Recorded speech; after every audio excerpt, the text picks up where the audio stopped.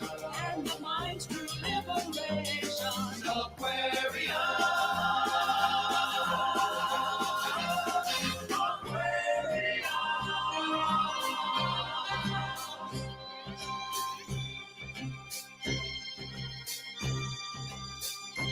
With the moon in the seventh house, and Jupiter lies with Mars, then peace to guide the planets, and love to steer the stars. This is the dawning of the age of Aquarius, age of Aquarius.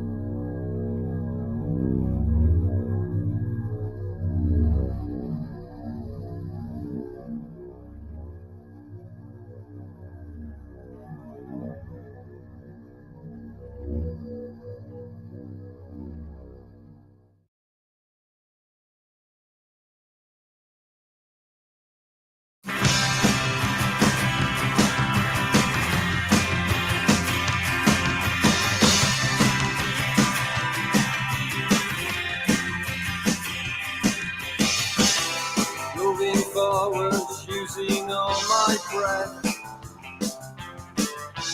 making love to you was never second best. I saw the world crashing all around your face, never really knowing it was always mesh and lace. I'll stop the world and melt with you. You've seen the difference and it's getting better all the time. There's nothing you and I won't do. I'll stop the world and melt with you. Dream of better lives, the kind which never hate, trapped in a state of imaginary grace. I made a pilgrimage to save this human race, never comprehending the race had long gone by. I'll stop the world and melt with you. You've seen the difference and it's getting better all all the time. There's nothing you and I won't do. I'll stop the world and melt with you.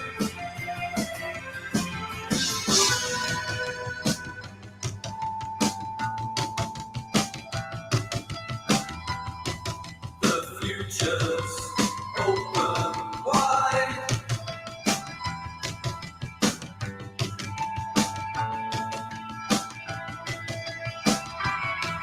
The future's open wide.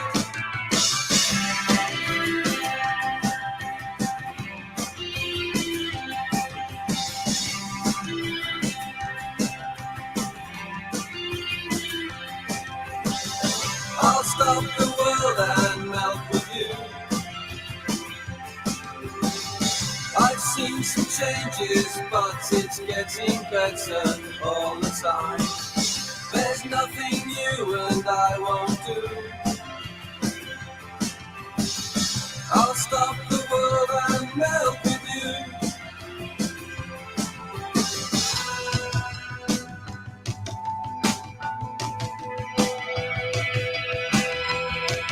The future's open wide.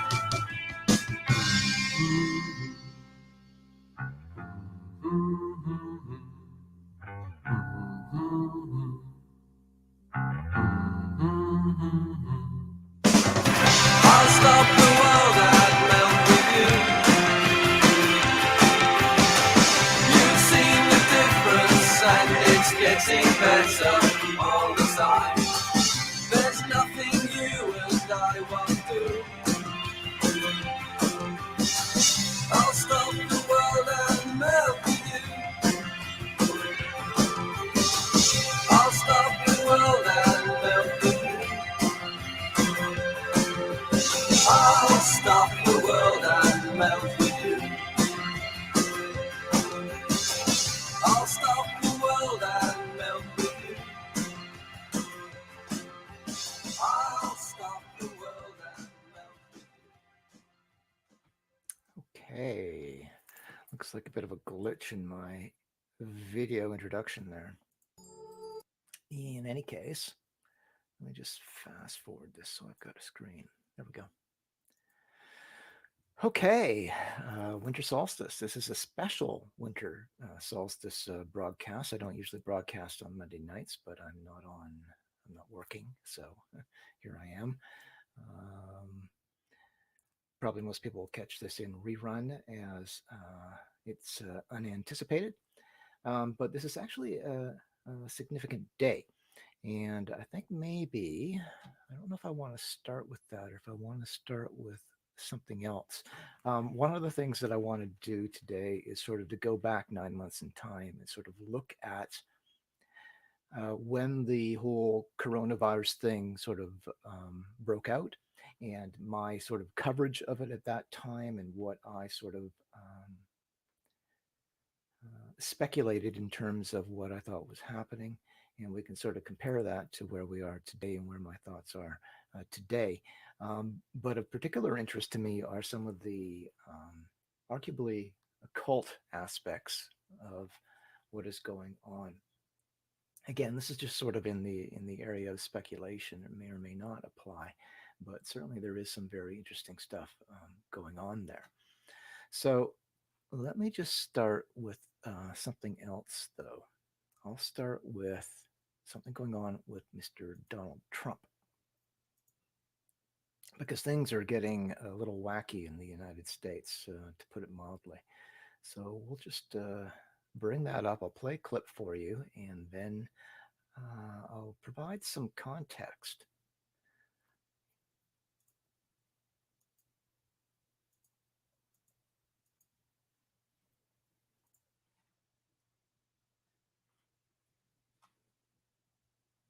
Okay, I think I got it ready here.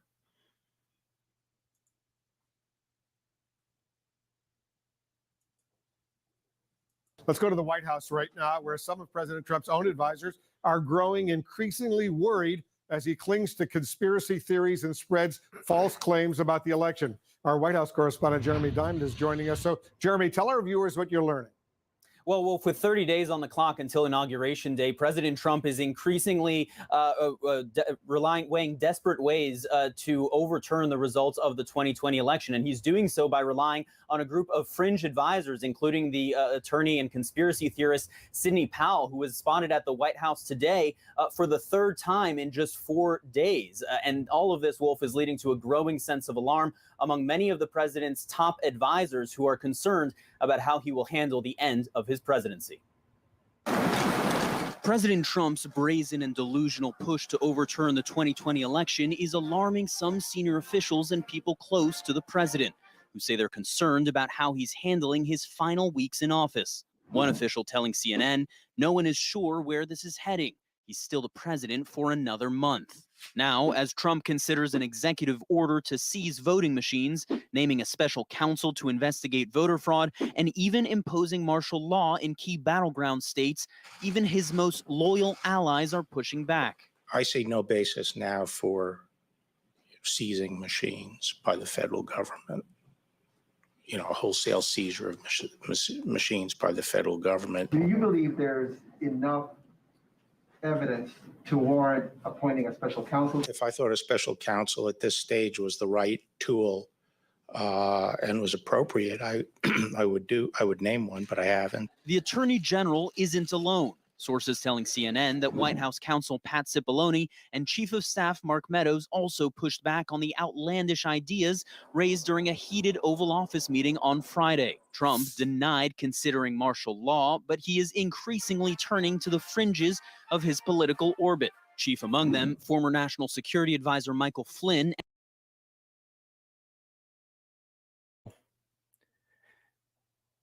Okay, and I want people to pay attention here because Flynn is actually somebody who very recently said that Trump should declare martial law. And so if Trump has brought him into his closest circle, that should be a concern. And Flynn, of course, was given a pardon for his basically lying to the FBI during an investigation. So this is should be a concerning development for people. And conspiracy theorist Sidney Powell, who was removed from her position on Trump's legal team after baselessly accusing the CIA and the late Venezuelan leader Hugo Chavez of rigging the 2020 election. The pair were at the center of a heated Oval Office meeting on Friday, which sources said turned into a shouting match. Powell, whom Trump is considering naming as a special counsel, was spotted again leaving the White House residence late Sunday night. Also now back in the president's ear, former White House chief strategist Steve Bannon. As I strongly recommended to the president, we need a special counsel named immediately, a special prosecutor just on election fraud and voter fraud. They're two different things, election fraud and voter fraud. You need to do that immediately. Bannon, who was charged with counts of wire fraud and money laundering conspiracy last summer. So much for draining the swamp. He's bringing this criminal Steve Bannon back into the fold. May also be seeking a presidential pardon. Right. Okay. Now, what's interesting here, it was the and we'll get into this in a second here, is 11 years ago, Chris Hedges gave a talk. And in that talk, I would say that he gave a warning about what is coming today. And I think it's perhaps worth listening to that warning from Chris Hedges from 11 years ago. Let's see what he had to say. It was the Weimar Republic that vomited up Adolf Hitler. And it was the breakdown in Tsarist Russia that opened the door for Lenin and the Bolsheviks. A cabal of proto-fascist misfits, from Christian demagogues to loudmouth talk show hosts, who we naively dismiss as buffoons, will find a following with promises of revenge and moral renewal. There are powerful corporate entities, fearful of losing their influence and wealth, arrayed against us.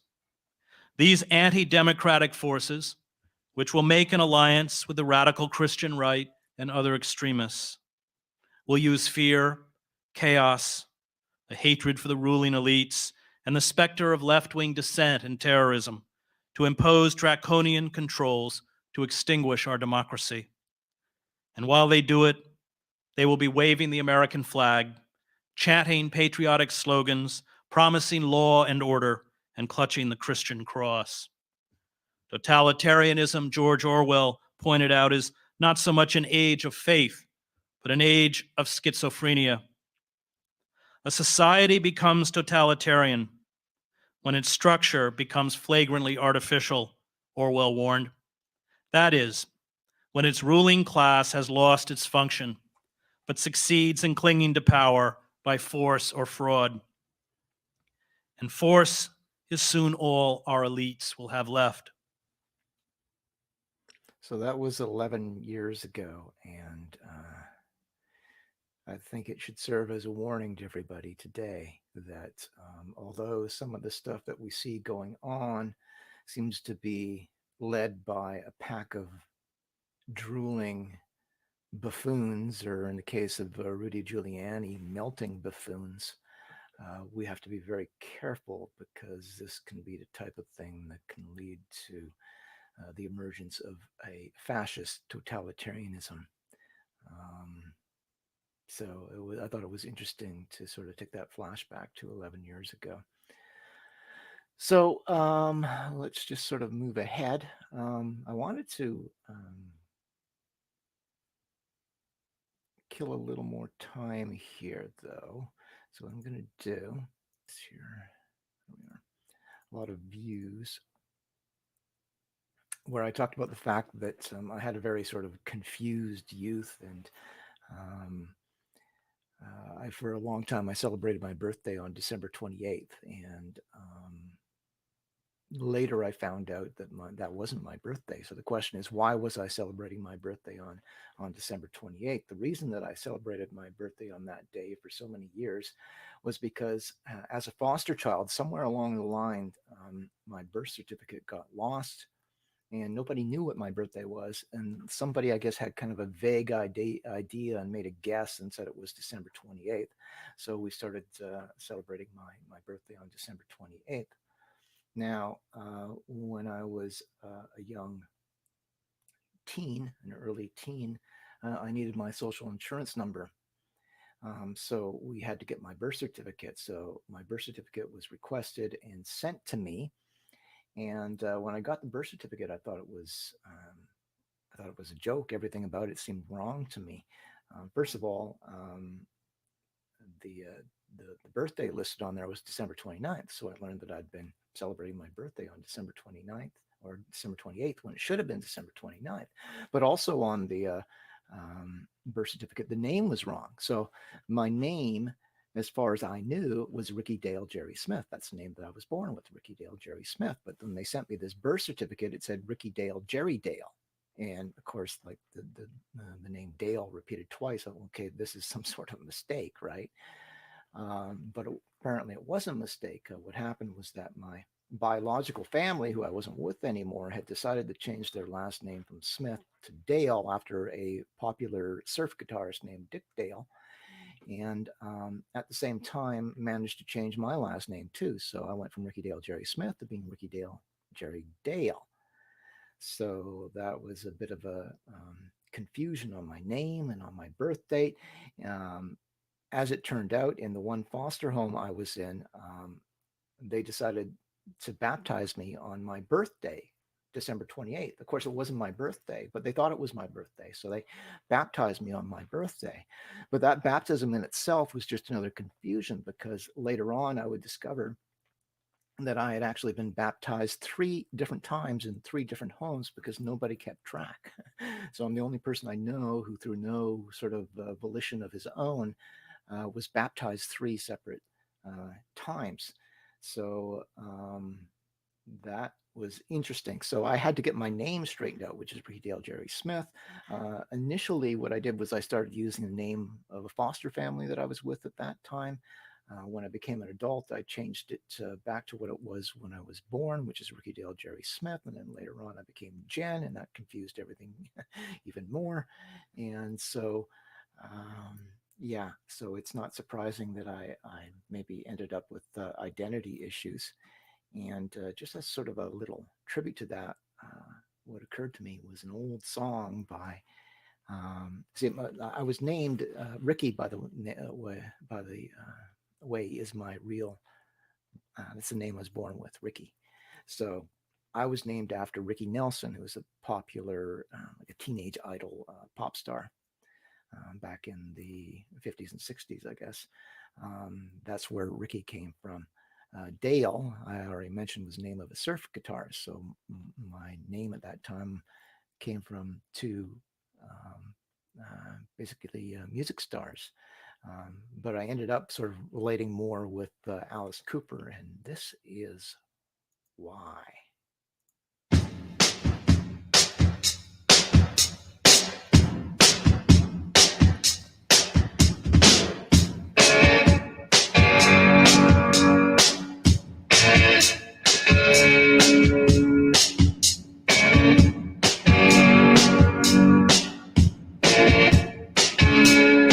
Sometimes I'm James Bond. Sometimes I'm Billy the Kid. Sometimes I feel like Sherlock Holmes. Sometimes I feel like Jack the Ripper. 'Cause I got an image out of control. Identity crisis is. I know in the face, 'cause mine's been erased. Identity crisis is. Anyway, I put that on my YouTube channel for anybody who wants to hear the whole thing. An identity crisis because my identity has been erased. That was kind of me when I was young. In any case, I'm going to get into the theme of tonight now, which has to do with the what I would call the occult origins of the coronavirus. But what I want to do is I want to kind of set it up in kind of a Christmassy way since we're into the solstice now. And this is going to be interesting. Actually, what I should do actually is tell people or give people a little video that tells them why today is a special day. So let me just bring that up.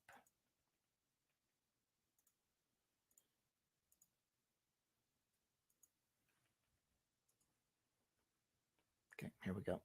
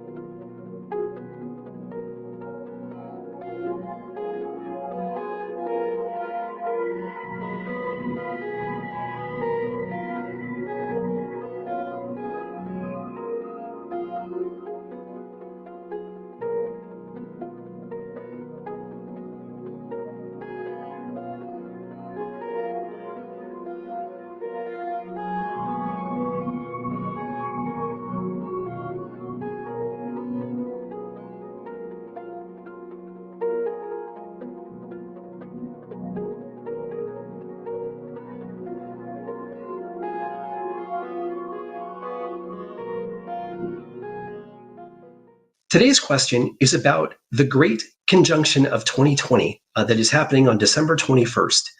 And I'm here to describe what it is and how to view it. First of all, what is the Great Conjunction? A conjunction occurs when any two celestial objects in the sky are very, very close together. This is commonly seen with the moon and Venus, when you see them in either the early morning sky or the evening sky when they're hanging out together just a few degrees apart. That is called a conjunction. But the Great Conjunction of 2020 is going to involve Jupiter and Saturn. And let me tell you, it's going to be spectacular. On the evening of December 21st, Saturn and Jupiter are going to appear 1/10 of a degree apart. To put that in perspective, And keep in mind, that is tonight. We're talking about tonight. The full moon is half a degree wide. So it's going to be approximately 1/5 of the moon's disk apart from each other. Now, this is a fairly rare occurrence. Now, I'm playing this not because I'm somebody who's into astrology. I'm playing this because for people who are into astrology and planetary alignments and that type of thing, we have a major conjunction taking place tonight in the year 2020. And this is going to link back in with my coronavirus initiation analysis that I did 9 months ago now, and I'm going to be flashing back to that again shortly. But I was unaware that this great conjunction. So it's interesting enough that you've got Jupiter and Saturn aligning in this very rare, very close alignment, the closest alignment since the 1600s. That's rare in of itself, but what makes it even more rare is it's occurring on the winter solstice. So that's the mathematical odds of that are very long. So this is a very sort of significant event for people who are into that sort of thing. Jupiter takes about 12 years to make one orbit of the sun. Saturn, on the other hand, takes about 30 years. So when you do the math, it works out to where Jupiter actually laps Saturn about once every 20 years. And that is when these conjunctions happen. But not every conjunction is as close as this one. The good news is you won't need a telescope to see this event. It's going to be perfectly visible to the naked eye. Just go outside on December 21st, just after sunset, and look to the west. Look for the two brightest star-like objects that you can find. They're going to be right next to each other and very obvious. The brighter one is Jupiter. The fainter one is Saturn.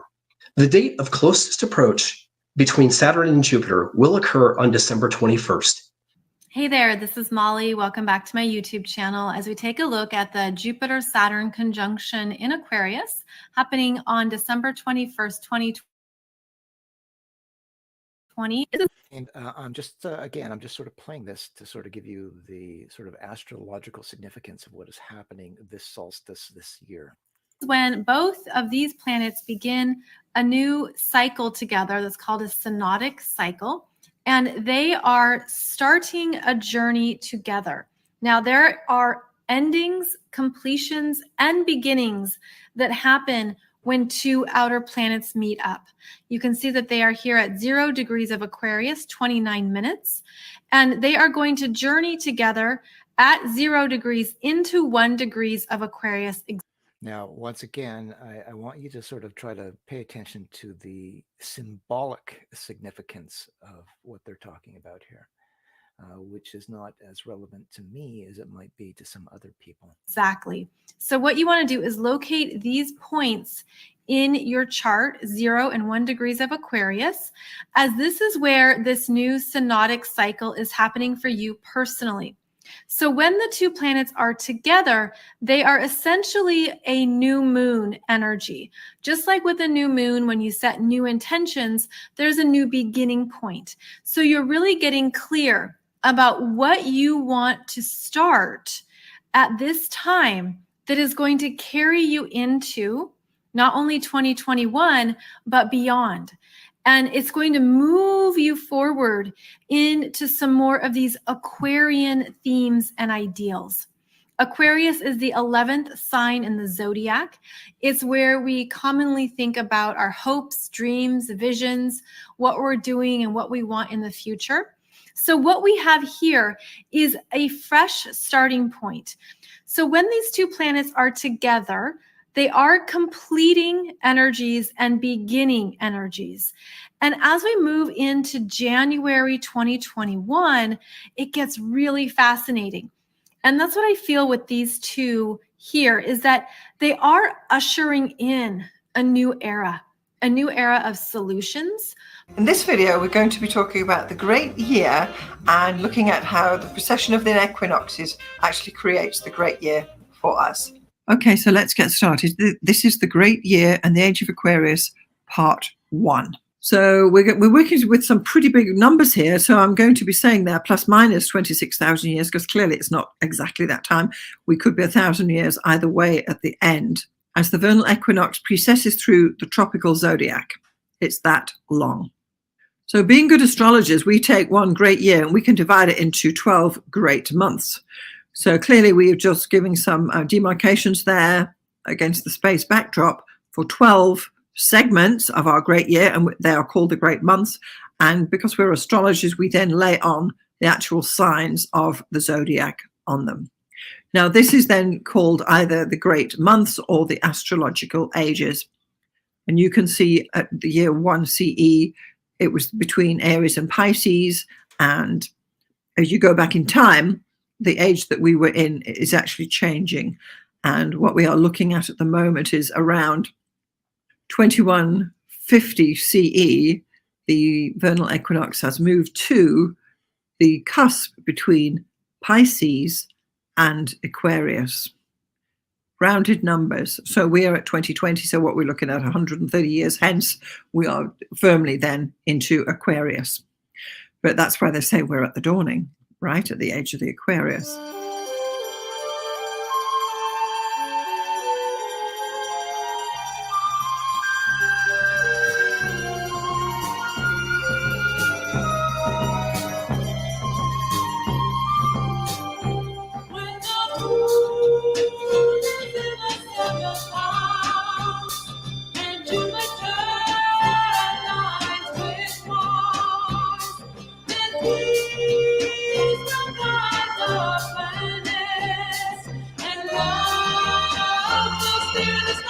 This is the dawning of the age of Aquarius. Age of Aquarius. Okay, we'll just stop that right there. Yes, the dawning of Aquarius. But it's not Jupiter aligning with Mars, it's Jupiter aligning with Saturn. Saturn actually has a significance that I'm not going to get into here, but kind of an occult significance. Saturn's very sort of important to people who are into that sort of thing. I want people to sort of keep in mind that I'm not into that sort of thing, but I have sort of looked at and maybe studied people who are into that sort of thing. But I'm not going to get into the whole Saturn thing right now. Oh yeah, Doreen wants to hear the whole song. Shall we hear the whole song? Let's go back here. Let's try the whole year or the whole song. Called either the great months or the astrological ages. And you can see at the year 1 CE, it was between Aries and Pisces. And as you go back in time, the age. Yeah, it's interesting. The whole idea of the dawning of the age of Aquarius was always sort of a big, sort of important idea in the minds of people who are into, say, the New Age movement and metaphysics and the occult and all that type of stuff.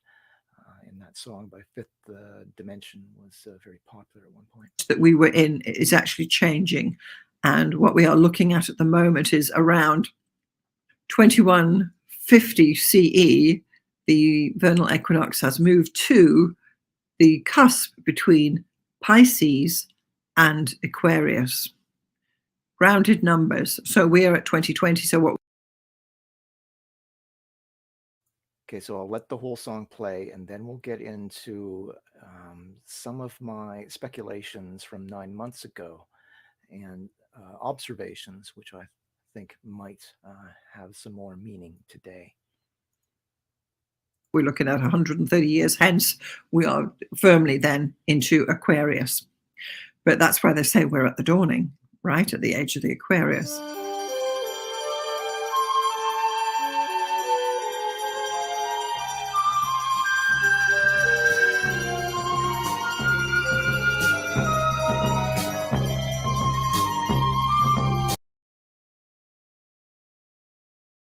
going to interrupt the song one more time. Let me see if I can fix my microphone problem.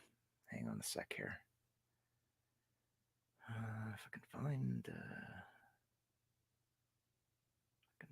it. Seems to have disappeared here. Oh, there it is. Okay. Let's turn it up a bit. Is that any better? Is the audio any better? I hope it is.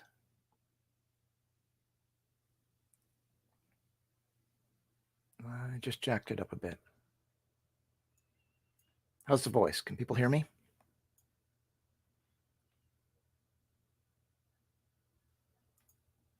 Is it too loud now?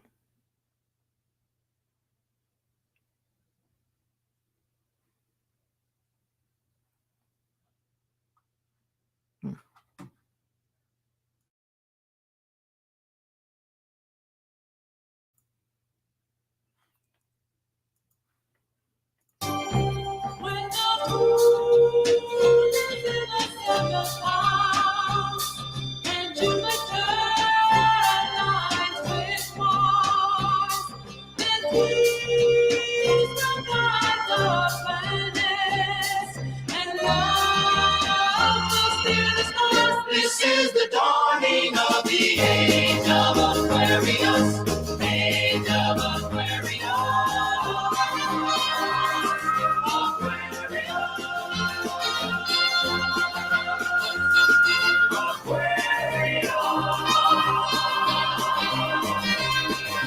Harmony and understanding, sympathy and trust abounding. Unimpossible creations, morbid living dreams of vision. Mystic crystal revelation. And the mind's true liberation.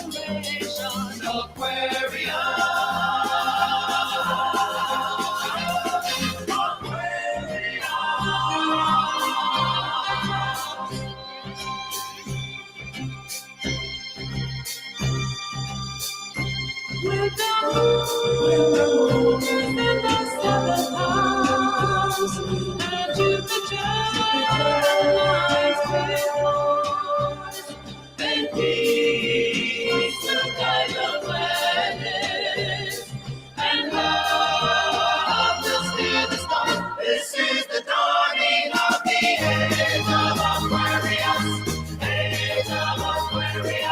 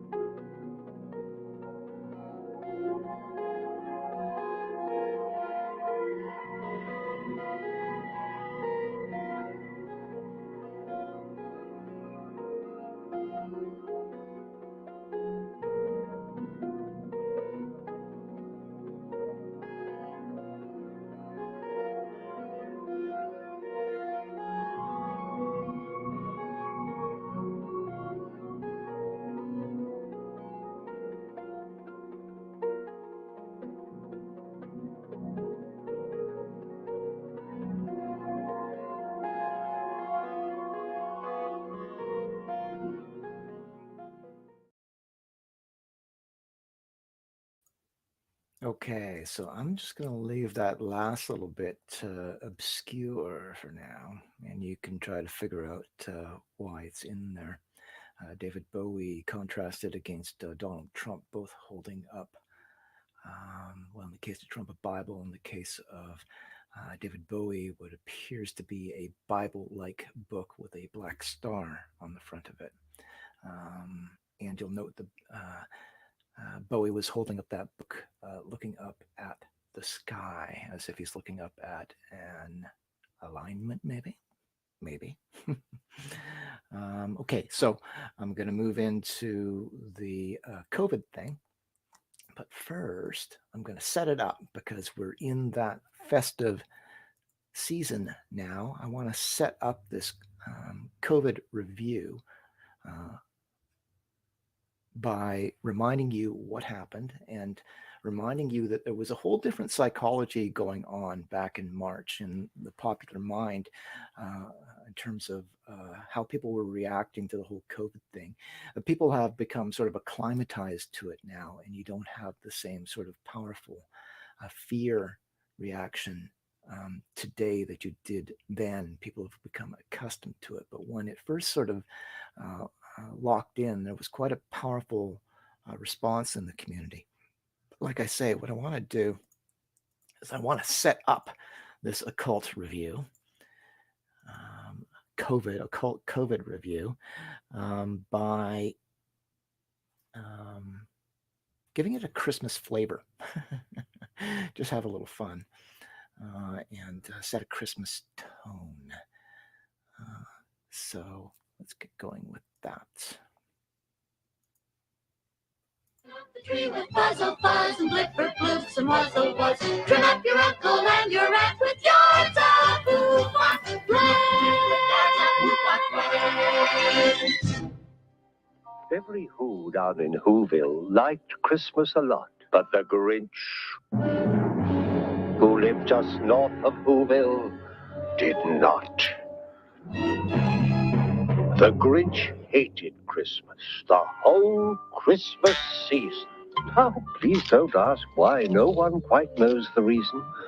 It could be perhaps that his shoes were too tight. It could be his head wasn't screwed on just right. But I think that the most likely reason of all may have been that his heart was 2 sizes too small. But whatever the reason, his heart or his shoes, he stood there on Christmas Eve, hating the Who's, staring down from his cave with a sour, grinchy frown at the warm, lighted windows below in their town. For he knew every Who down in Whoville beneath was busy now, hanging a holly Who wreath. And they're hanging their stockings, he snarled with a sneer. Tomorrow is Christmas. It's practically here. Then he growled with his Grinch fingers, nervously drumming. I must find some way to keep Christmas from coming. For tomorrow, I know, all those Who girls and boys will wake bright and early. They'll rush for their toys and then, oh, the noise. There's one thing I hate. Oh, the noise.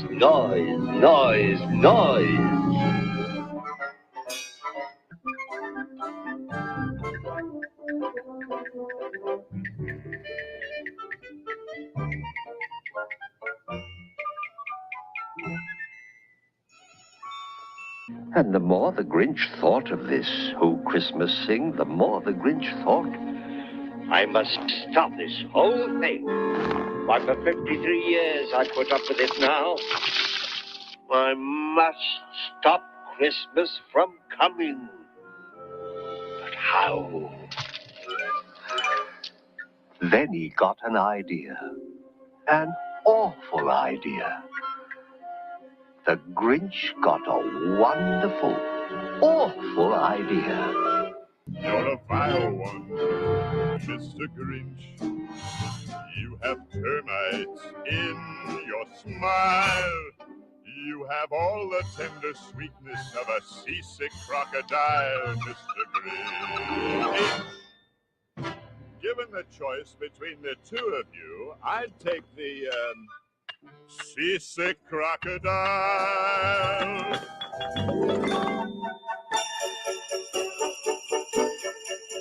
Have you been told Did you ever hear of the curious, furious, fidgety year when Santa Claus unhitched his sleigh and vowed he was taking a holiday?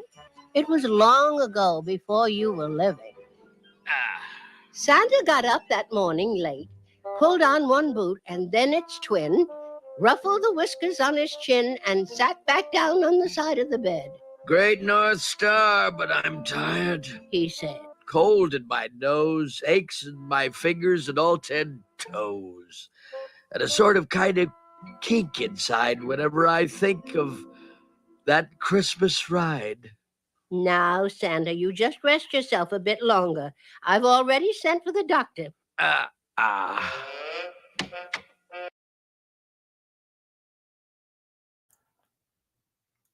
Okay, pay attention here. This doctor, I swear, this doctor is my doctor. This doctor is totally my doctor. No wonder you got the shiver and shakes. Probably never got over the case of near pneumonia you picked up last year gallivanting around the world in your open sleigh. And for what? Just to deliver presents to a bunch of folks who don't give a hoot in the first place. But just having a little fun here. So, year without a Santa Claus, right? Looks like we might have a year without a Santa Claus. And I blame the Grinch. If you had any sense, you'd give it up as a bad job and stay home in bed this year. Nobody cares about Christmas anymore. They don't? Totally my doctor. Why do you do this to yourself, Smith? Why are you always subjecting yourself to so much stress? How do you expect me to keep up with you? I can't keep patching you back together. Of course not. Nobody cares a hoot and holler for you or Christmas. Nobody really cares anymore. I better call the boys and tell them to cancel Christmas. Warn the people. Tell the papers I'm much too tired for Christmas capers. And the world would soon know that it was to be the year without a Santa Claus. Did you ever hear of that terrible year way back before you were born?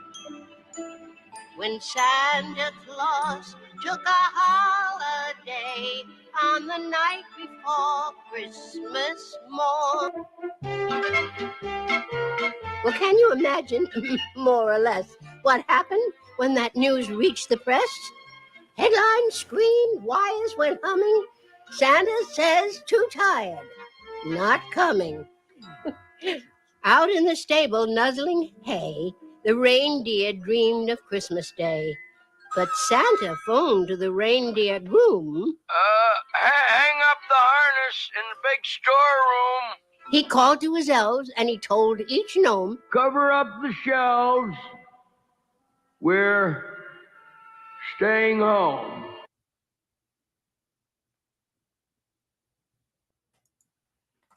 Okay, so like I say, just a little fun there. It's a little kind of a creepy, sort of surreal quality to all of that.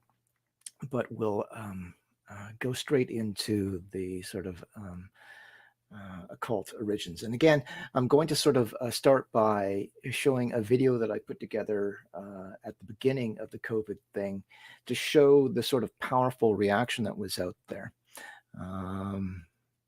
Dorian says, when it all first started, we took it seriously and were willing to help. Then we started to see we were being gaslighted.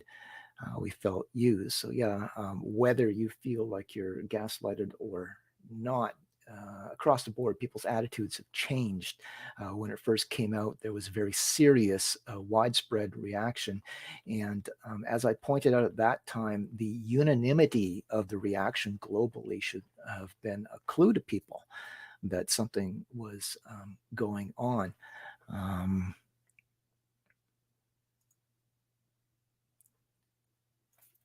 Didn't get notification. Yeah, YouTube has deleted some people completely, and others they seem to be throttling, so reducing exposure.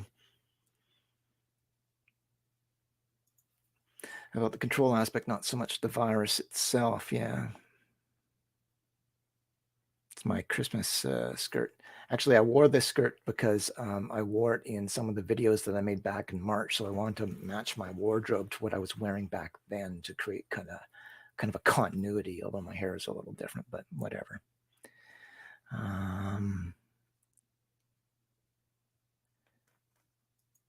What got blocked out there? A Year Without a Santa Claus? A short clip from Year Without a Santa Claus got blacked out?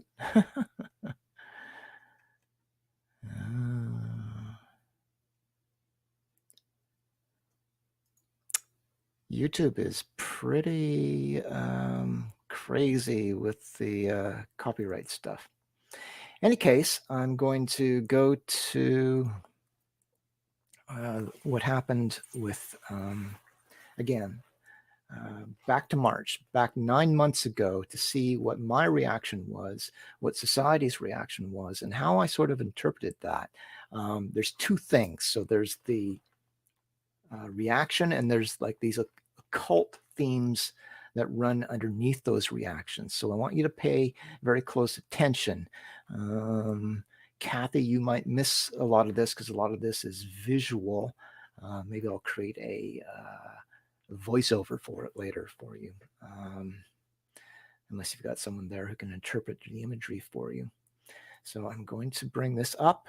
YouTube should not block this because there's nothing copyright in this. Everything is public domain or fair use. Even the music is copyright free. So let me bring it in here.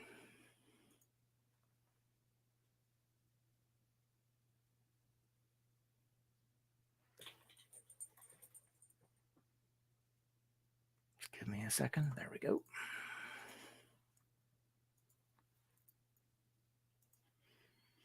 Okay, so pay attention here. Now, this is what I slapped together back in March. And it gives you like a different mood. You have to sort of detach yourself for a time from what you know and feel about COVID now, and try to get yourself back into the state of mind back in March, which seems like a lifetime ago now. So I'm going to let this play.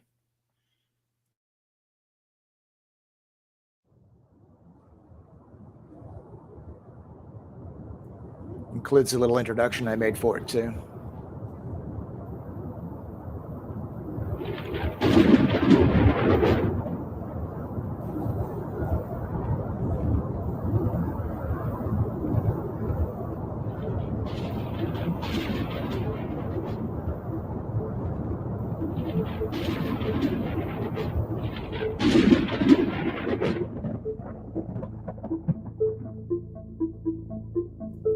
This is a new presentation that I'm working on.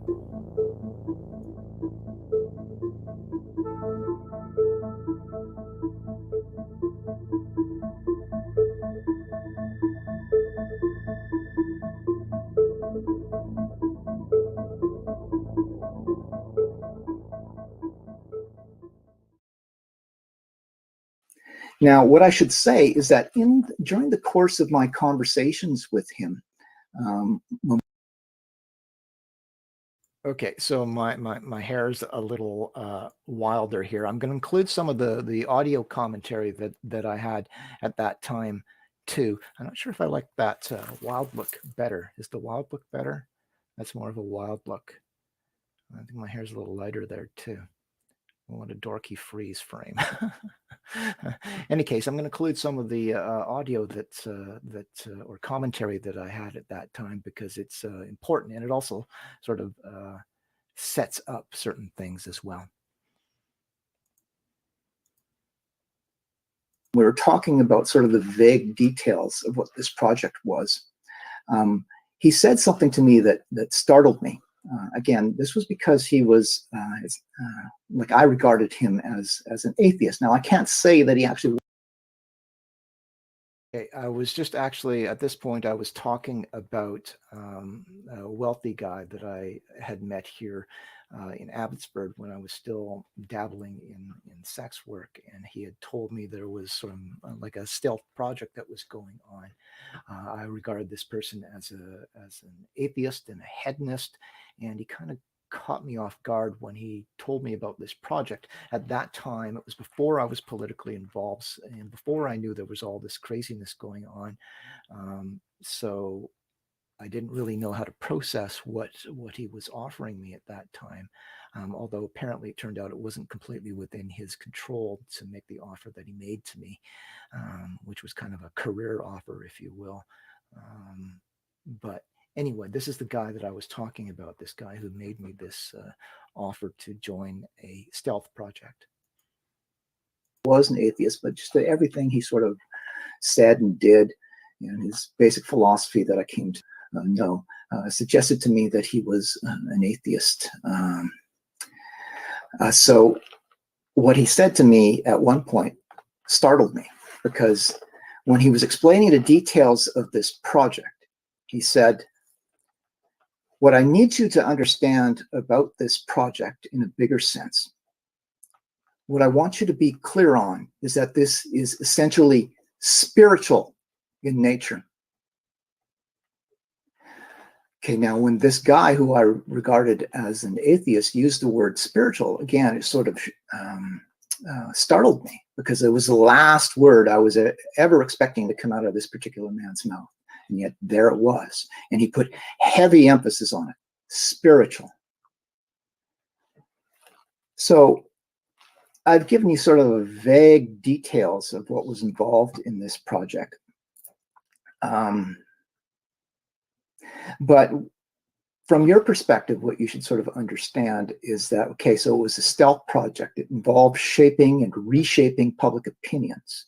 And he called it spiritual in nature and related to the transgender issue. So in retrospect, I look back, and you should sort of look back and say, if you presume, okay, because I know that this is just my word, right? So people can either accept it or reject it. I'm telling you it happened. And if you presume that it happened in the way that I say it did, and it did, think for yourself, okay, so the transgender agenda and some sort of big sort of social engineering project that involved shaping public consciousness. Spiritual. Like, why spiritual though? Like, what is spiritual about it? So that was sort of something that like I say, particularly in retrospect, makes me sort of really curious about what was going on. Why would this guy, who was essentially a hedonistic atheist, be calling some sort of stealth project spiritual in nature? Now, this kind of takes us up to what's going on now. And as I mentioned, what's going on now, and just a reminder again, now in this context was back in March, so just as the lockdowns and everything had started. And things just keep getting stranger. And to sort of set you up for getting an understanding of some of the peculiarities of what's going on, I want to just bring up some imagery for you. Let me just get this going here. There it is. Okay, so here we are.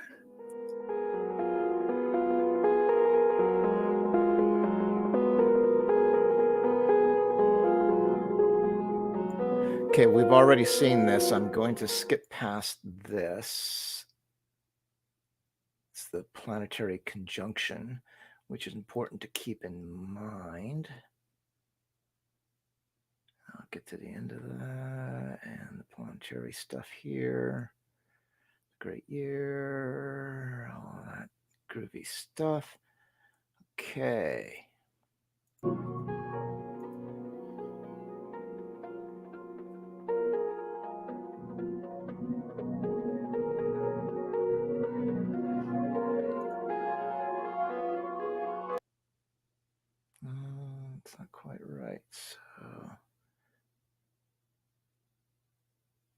There we go.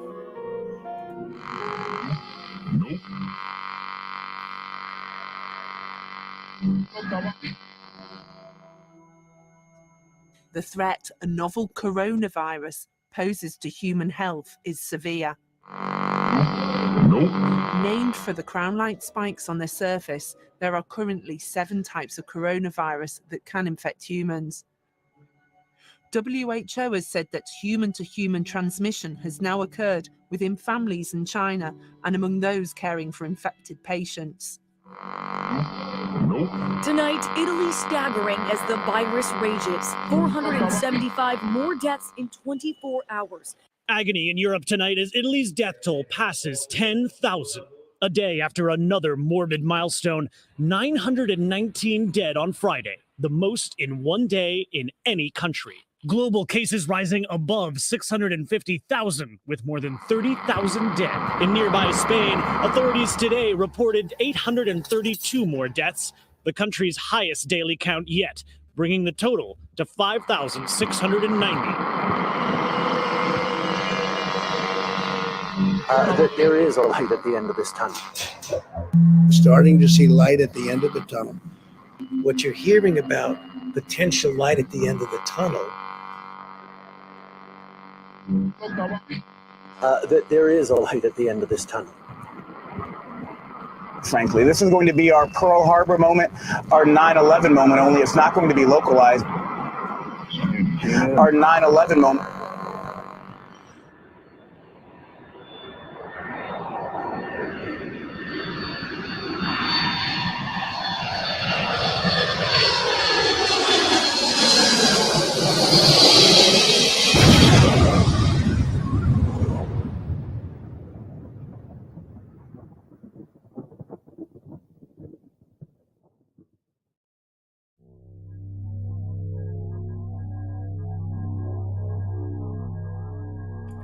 Again, this is back in March. They turned the Empire State Building into a simulation of an emergency siren.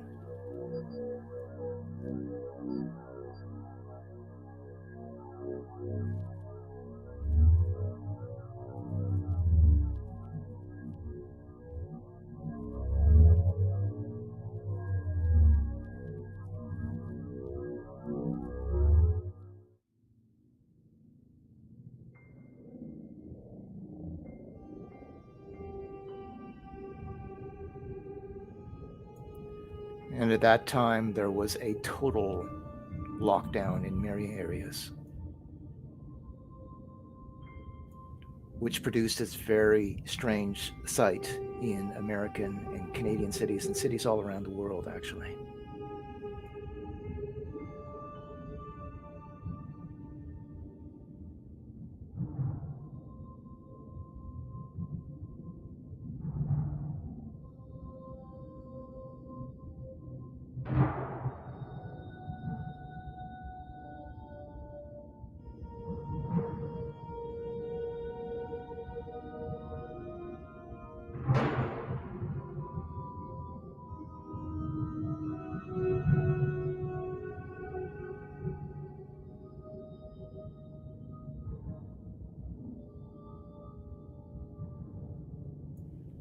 We're in a global reset. I'm quite clear about that.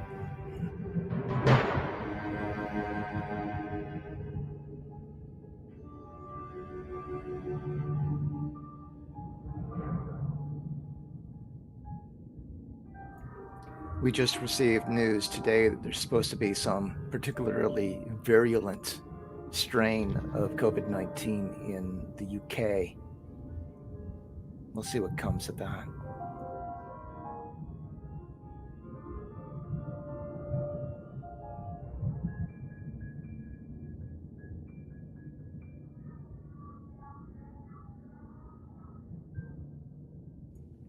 So yeah, this is just footage of the empty streets in the various cities.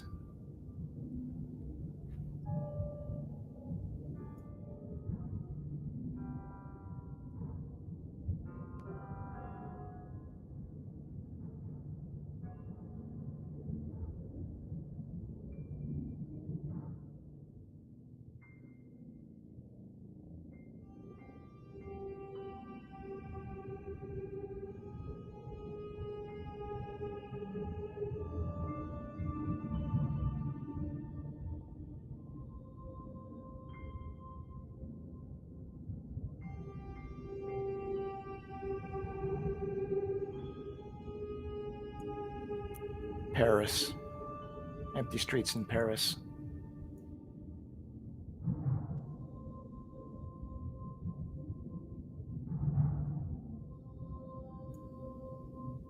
Seattle.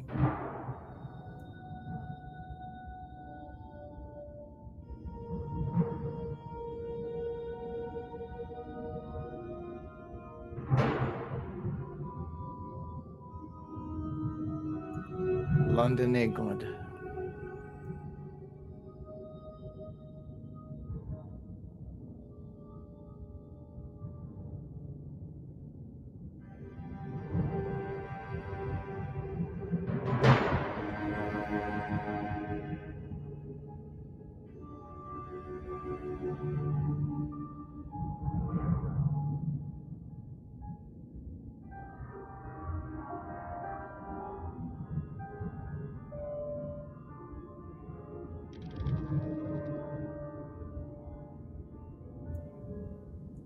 Las Vegas.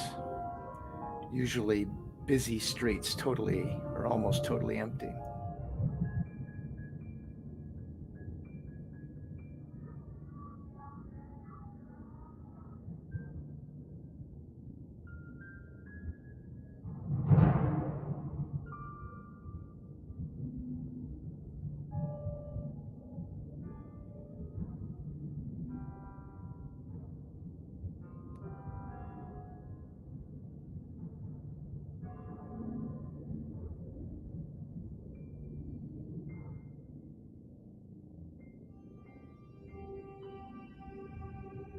The imagery I'm showing of empty streets was from March, yes, when people treated it quite a bit differently. If there's a new strain 70% more virulent, then maybe they'll start treating it more seriously again.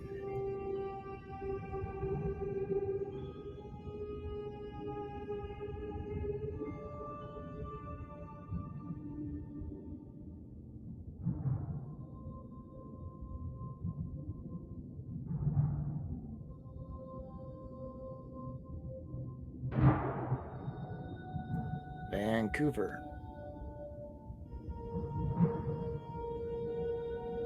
Jesse will recall Vancouver being relatively empty at that time.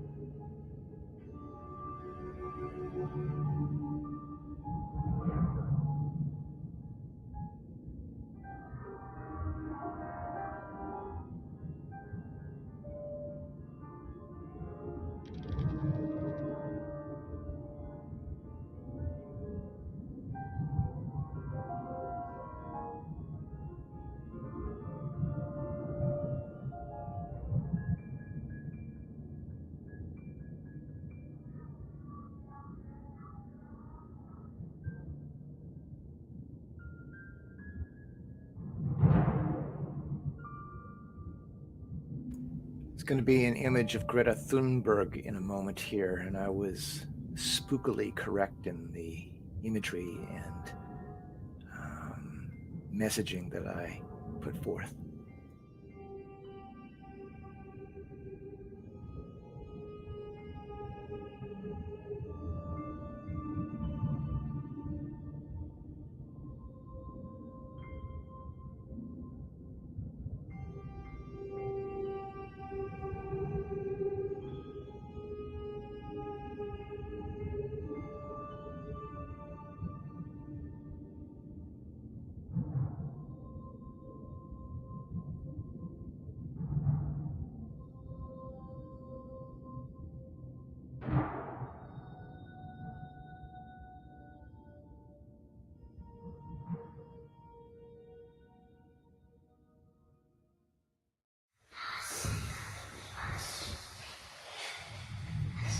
Why you left me alone?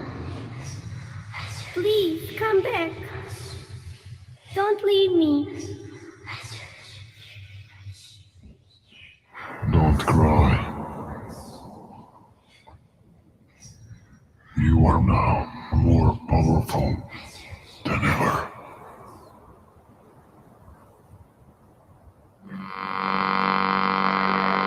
What is going on?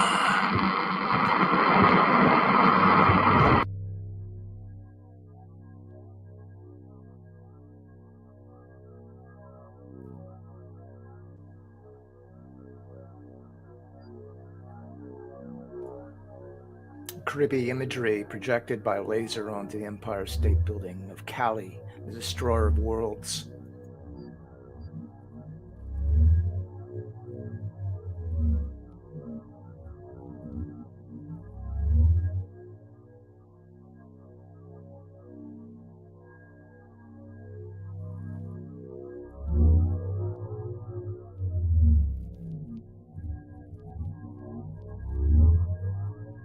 What is going on?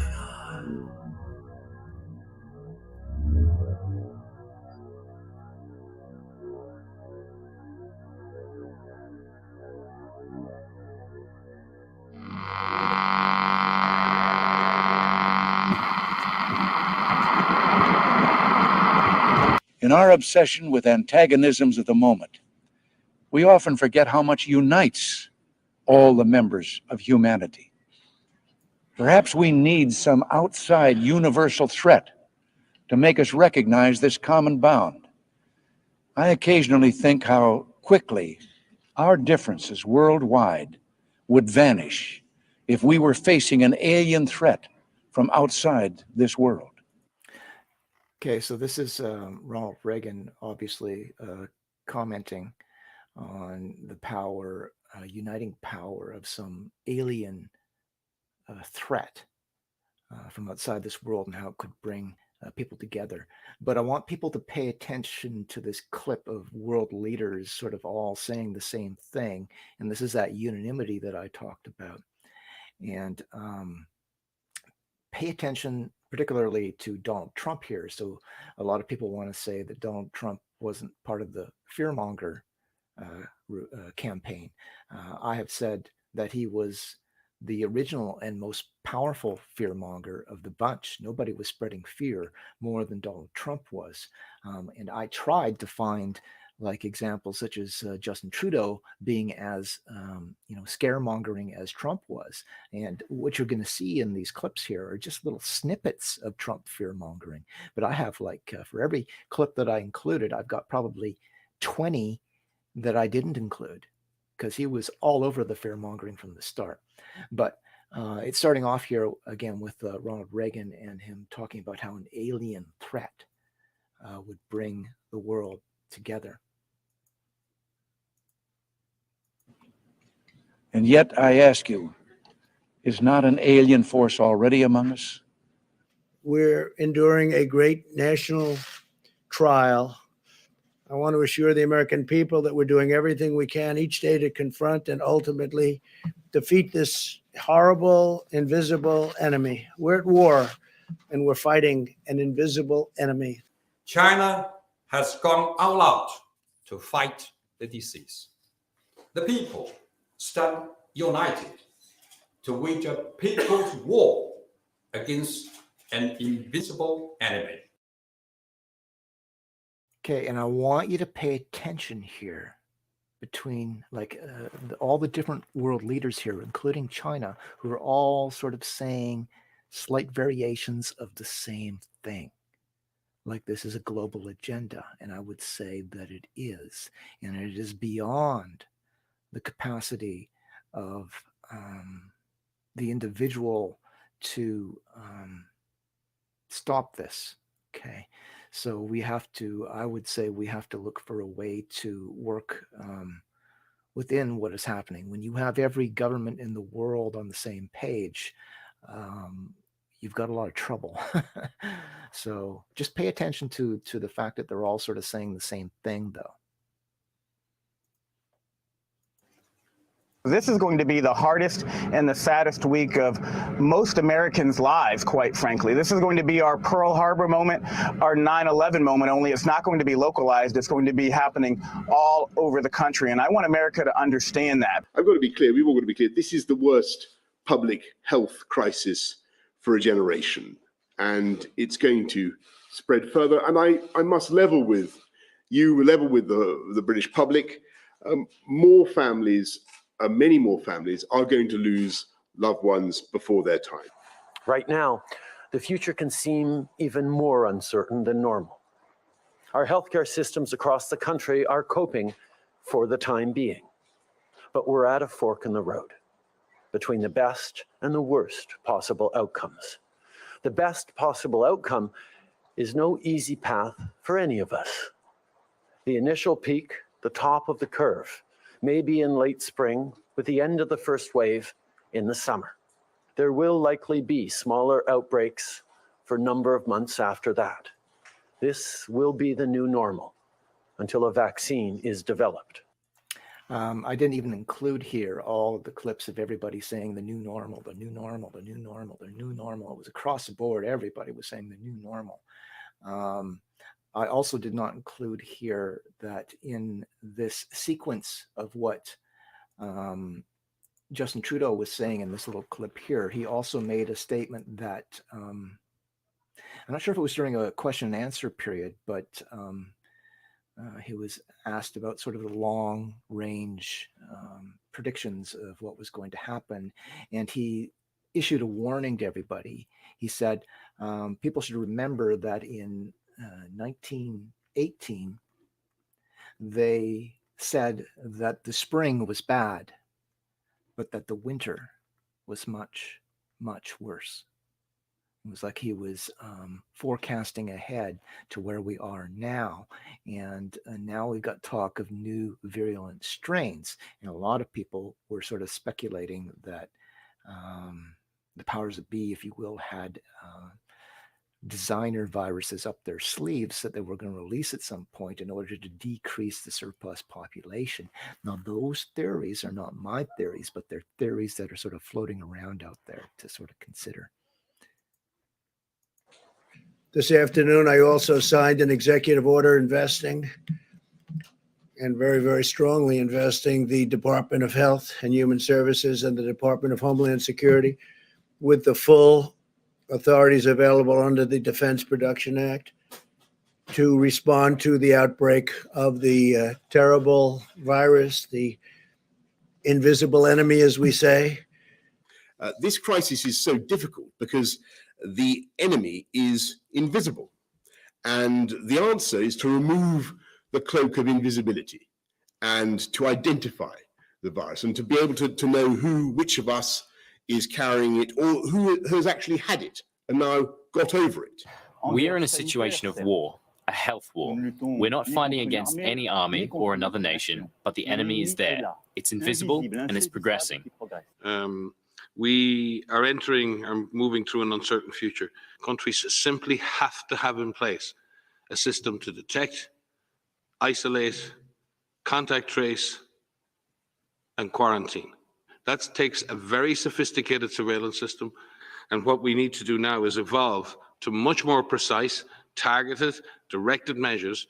And at the moment, in most parts of the world, due to lockdown, most of the transmission that's actually happening in many countries now is happening in the household, at family level.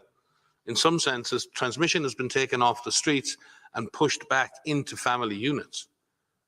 Now we need to go and look in families to find those people who may be sick and remove them and isolate them in a safe and dignified manner. We are engaged in the most significant industrial mobilization since World War II. We have a wartime president fighting an invisible enemy, and we have the full force of government coupled with the full power of private enterprise bearing down on this problem for the American people, sir.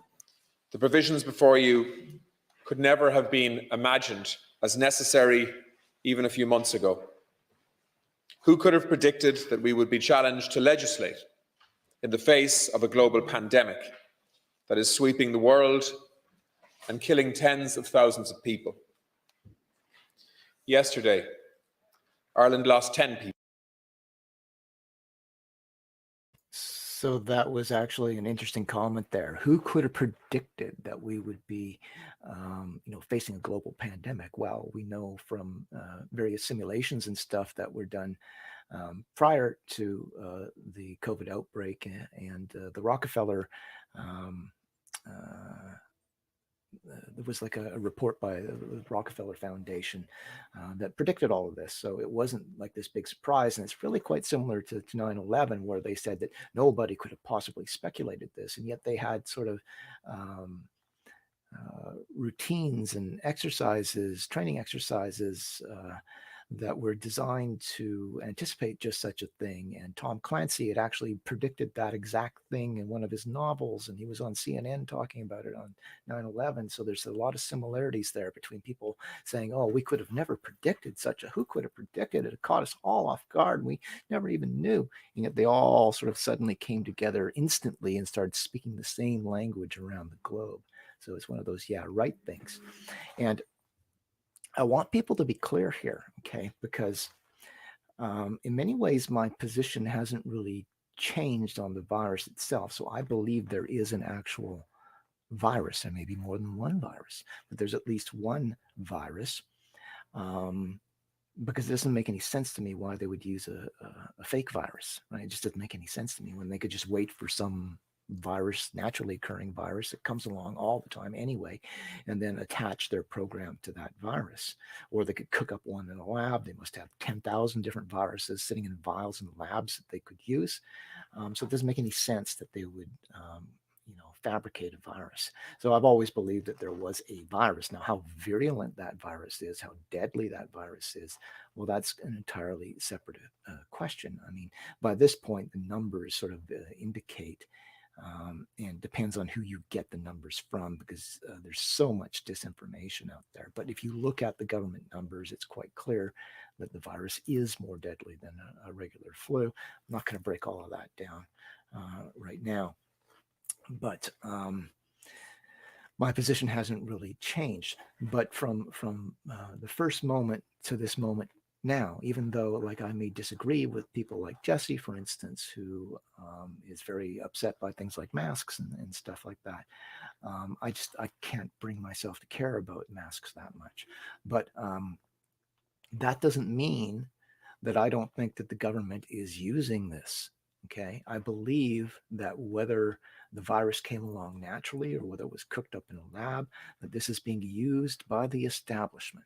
Okay, but they're not mutually exclusive, right? So you can have an actual virus and you can have this great reset, so the global restructuring of the entire world. They can exist in the same space. Okay, so that is what I believe. So I believe the government is resetting everything, and they were all sort of queued up for this to happen, and we're seeing that go into motion now. But the first clue, okay, this is kind of like 9/11. When I saw Building 7 collapse on 9/11 day of, like I watched it live collapse, I knew instantly that this was not what everybody was saying it was, and this was an inside job. I just knew that instantly. Same thing with this COVID-19 thing. When I saw the immediate overreaction and the immediate unanimity around the globe, I knew right away that this was something very big going on. And we'll get into that as we move along here.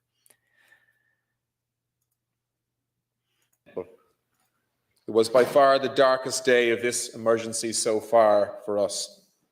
But in truth, we know that we need to brace ourselves for a lot worse to come. This invisible enemy is just beginning its spread through our country and through our people. We're being confronted with a once-in-a-century crisis. So together, and with the rest of the world, we face this unprecedented challenge. A once-in-a-100-year event.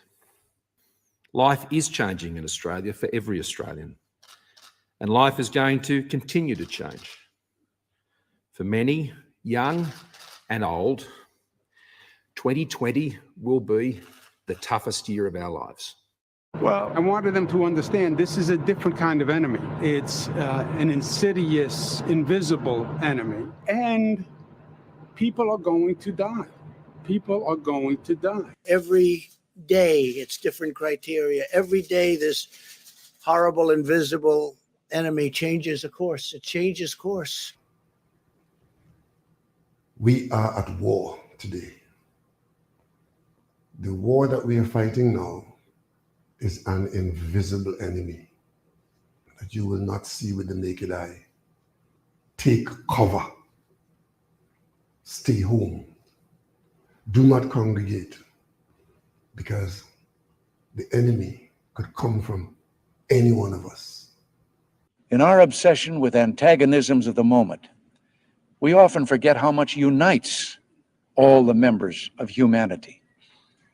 Perhaps we need some outside universal threat to make us recognize this common bound. I occasionally think how quickly our differences worldwide would vanish if we were facing an alien threat from outside this world. And yet, I ask you, is not an alien force already among us? The oldest and strongest emotion of mankind is fear. And the oldest and strongest kind of fear is fear of the unknown. And the greatest unknown is that which you cannot see, that which is invisible. The invisible enemy, as we say. An insidious, invisible enemy. The enemy is invisible. It's an invisible enemy. An invisible enemy. Fighting an invisible enemy.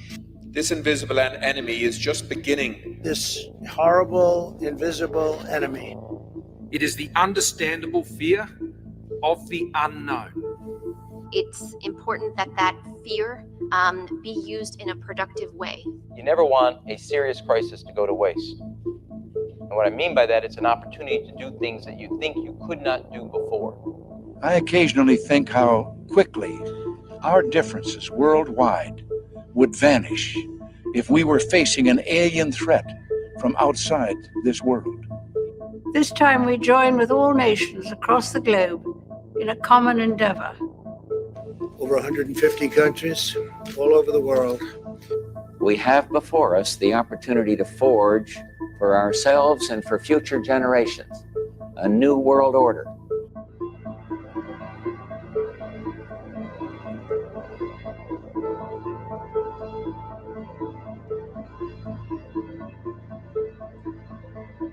This whole invisible enemy has taken over the world. It's important that that fear be used in a productive way.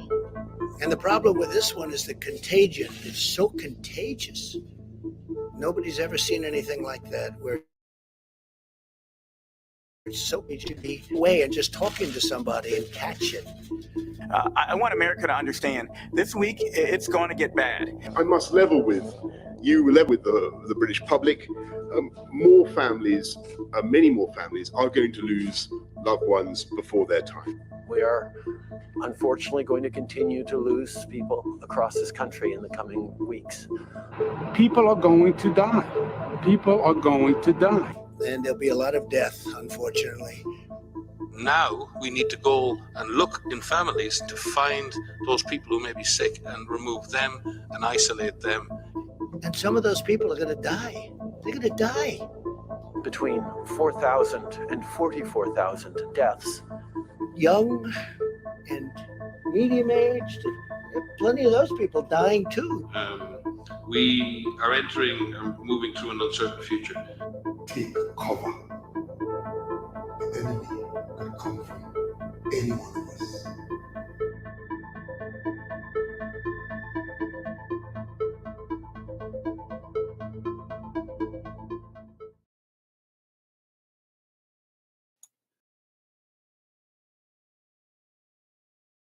Okay, so that was a little thing that I made back in March.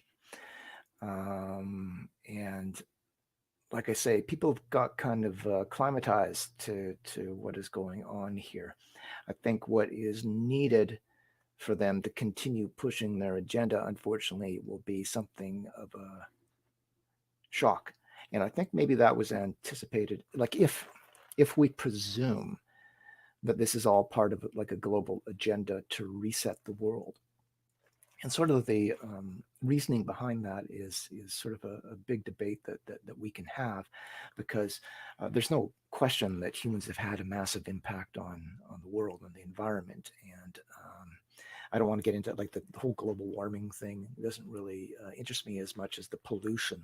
And for anybody to suggest that humans haven't polluted the world horribly would be somebody who's like deceiving themselves or deceiving others. We've had a horrible toxifying effect on the world.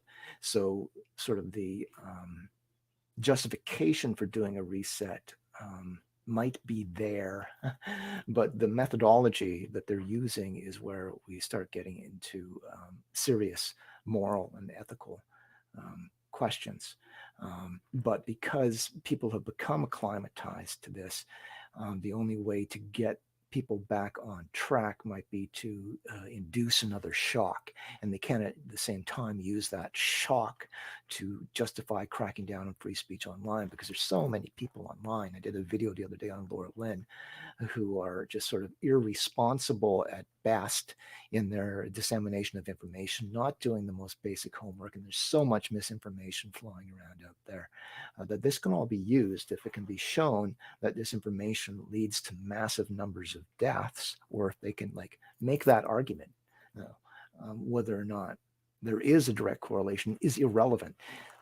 If they can establish a correlation between the misinformation and massive numbers of death, they can use that to go after free speech online. So I am anticipating, hoping against, but anticipating that we're going to see some nasty stuff coming up over the next month or two. So let's just go back to what I was covering. So let's just start when we're talking about the coronavirus. Okay, so first it was called the Wuhan virus, but epidemiologists and the World Health Organization and all these groups. Okay, so now we're going to get into this look at some of the strange occult aspects of the whole thing that I was speculating on back in March. And that was just, like I say, speculation. But there are some interesting things that were going on there. And you can sort of judge for yourself whether I was reading into things or whether I was actually seeing something. And keep in mind this great conjunction that's taken place in 2020. Don't like to attach viruses to particular people or places because too much of a stigma, right? So the Wuhan virus label didn't stick. And the moment it sort of got into Western politics and media, it was renamed the novel coronavirus, novel corona, and it's still regularly referred to as that. It's called COVID-19, COVID-19 as well, but the original name was novel corona. So let's just look at what that means. Novel. So here we go. Okay, so novel. What does novel mean? Well, novel means new. So novel and new. New is a synonym for novel. Okay. Right there, new. New is a synonym for novel. Corona. Okay, so here we have the total eclipse of the sun with the corona. So the corona is part of the sun. Hi, Kathy. Corona is part of the sun. So we've got new, corona, sun. So it's like new sun, right? Now, here's something else. This is going to come into play here shortly. Sun. So what you're looking at there is an object, a sacred object with a corona representing the sun. So stay with me here. New sun. And so what is the new sun? Well, new sun represents rebirth. So December 22nd through the 25th or 26th, typically we have the solstice, the winter solstice. And when that happens throughout history, it's generally been understood sort of symbolically that the sun reaches its lowest point and dies. And then on the 25th, it's kind of born again. It's a new sun, right? And it starts going higher and higher in the sky towards summer. So we've got new sun.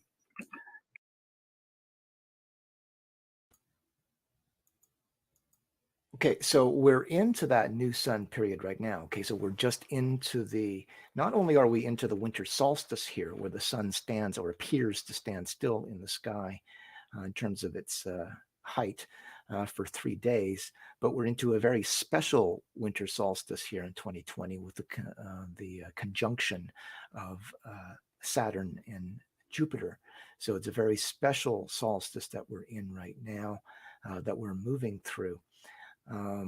And as the theme seems to be a reset and a new sun and a new world, we might expect that this solstice period that we're going through right now may be sort of a critical marking point. So it may be that the worst of what we're going to see in terms of the whole pandemic thing might be about to come upon us. But that's just my speculation again. Okay, so let me just get something else here. So I said that things are starting to get strange, and they are starting to get very, very strange. So what I'm going to need you all to do now, as David Bowie might say, is I need you all to put on your space helmets, get out your space guns, because we're going to step outside the capsule for a moment. And outside the capsule, you're going to find that things are getting very strange.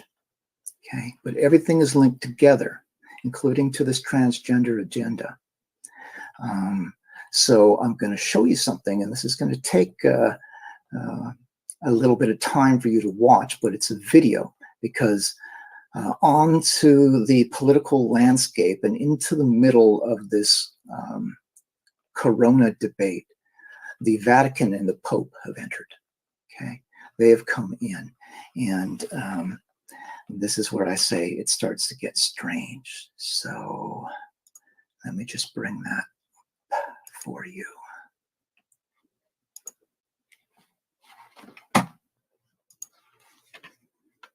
Okay, so I'm just going to give you something to watch here.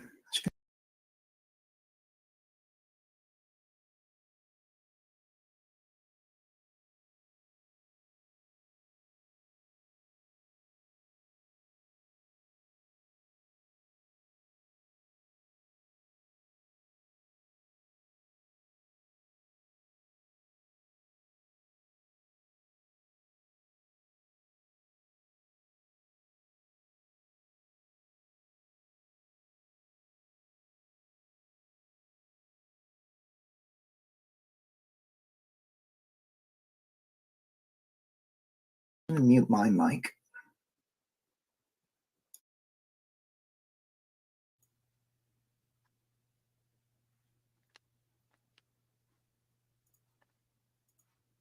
It's my...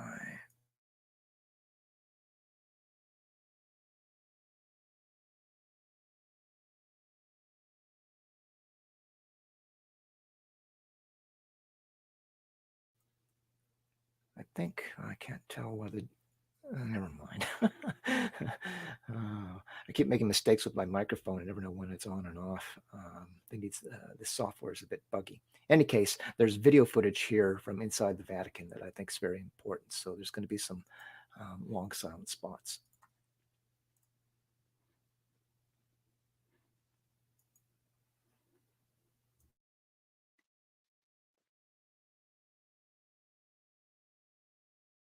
That, by the way, is the monstrance. It is an emblem of the sun, or in this case, the Son, as in the Son of God, and it holds the bread of the Eucharist. And it is said that the Son comes to life in the monstrance.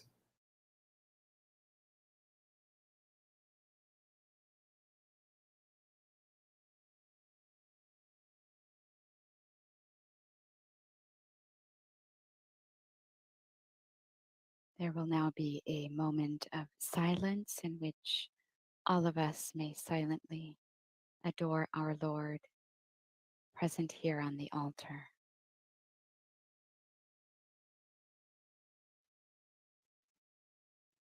They're doing something new here in the sense that they are shining lights onto the monstrance to give it a feeling of being alive.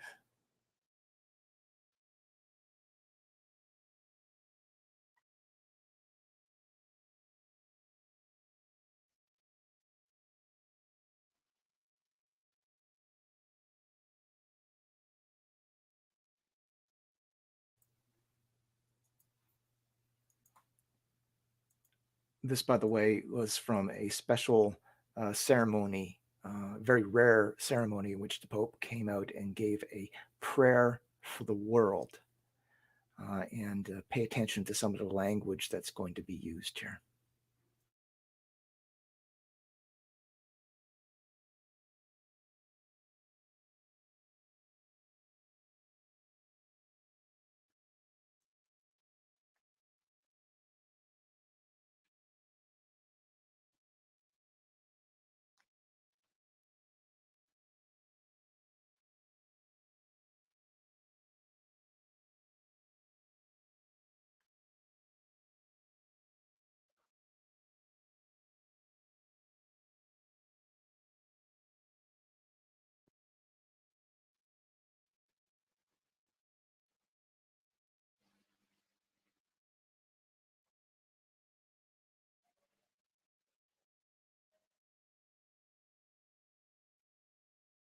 I believe this is called Eucharist Adoration.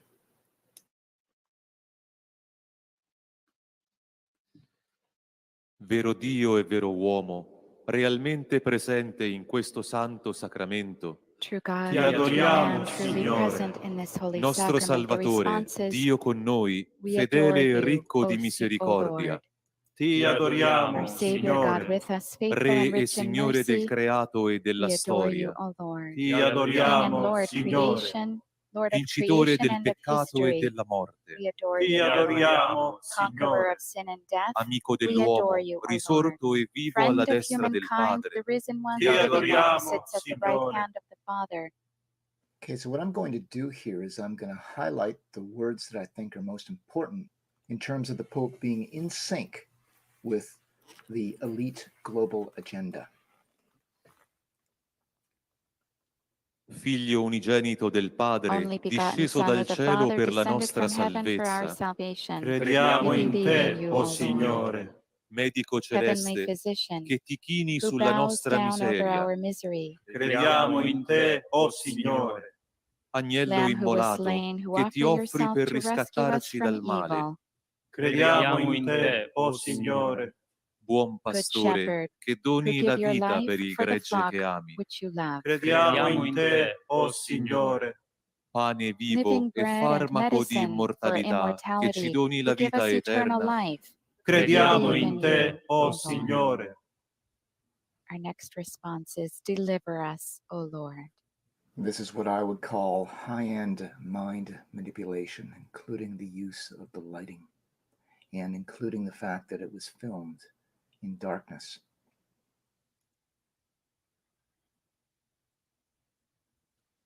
Dal potere di From the Satana power e of dalle Satan and the seduzioni del seductions of the mondo. world, Liberaci, deliver us, o O Lord. Signore, dall'orgoglio From the e dalla pride and presunzione presumption di of being poter able fare a to meno do di te. anything without you. Liberaci, o Signore, dagli From inganni the della paura deceptions e of fear and dell'angoscia. anxiety, Liberaci, deliver us, o O Lord. Signore, From dall'incredulità e unbelief dalla and disperazione. desperation, Liberaci, deliver us, o O Lord. Signore, dalla From durezza di hardness of cuore heart e and the dall'incapacità di incapacity to amare. love. Liberaci, o Signore. Our next response is, save us, O Lord.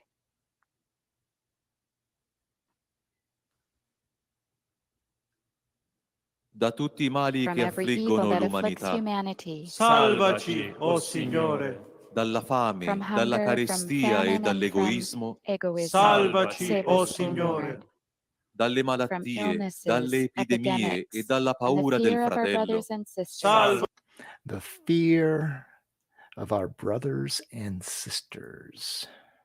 Save Salvaci, us, o O Lord. Signore, dalla follia from devastatrice, devastating madness, dagli from interessi ruthless spietati e interests dalla and from violenza, violence. Save us, O Lord, dagli from inganni, being deceived, dalla cattiva from false informazione e information, dalla and the manipulation manipolazione of delle conscience. coscienze.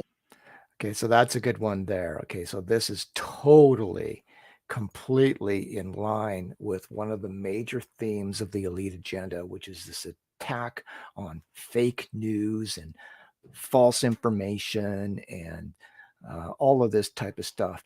And I have said many times that the reason for this is because social media, particularly, has been the most empowering tool in the history of mankind in terms of empowering average people, such as myself, such as other people, to communicate with people and organize. There's been no more powerful tool in the history of humanity. That it is being disparaged now, I believe, is part of a deliberate program, because what it has done is it has taken the power of communicating with the masses away from elite interests who had just more or less fully seized control of the means of communicating with the masses and had absolute control over the minds of everybody.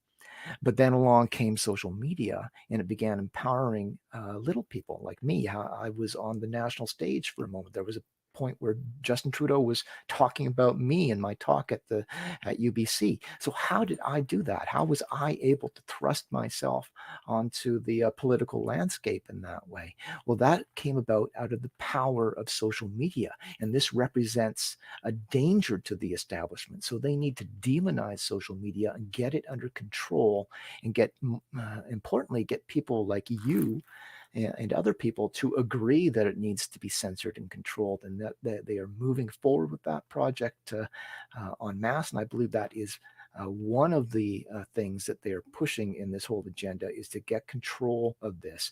And that's why I warned people when Donald Trump came out with his executive order that was designed to remove liability protection from social media, that this was actually an attack on free speech. It was an attack on social media.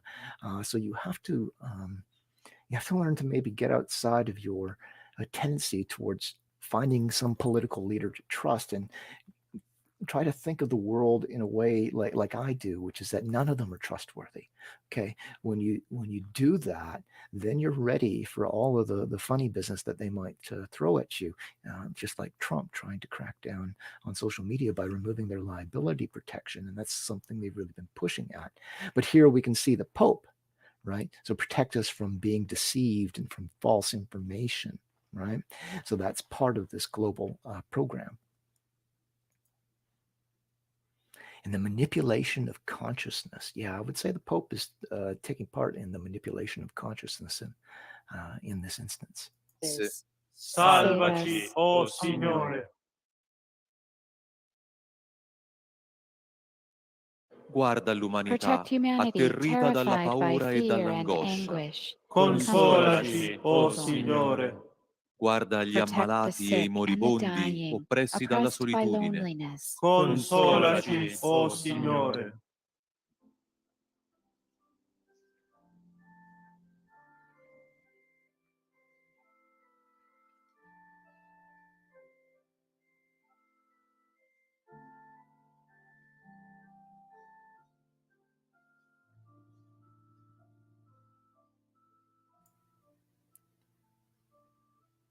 So the water-drenched cross actually adds to the aura.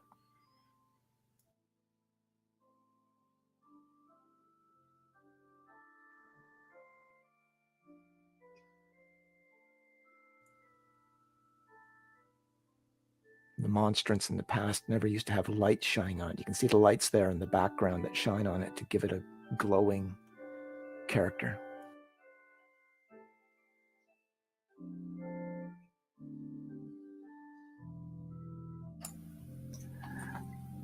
Okay, it sort of goes on like this for a while.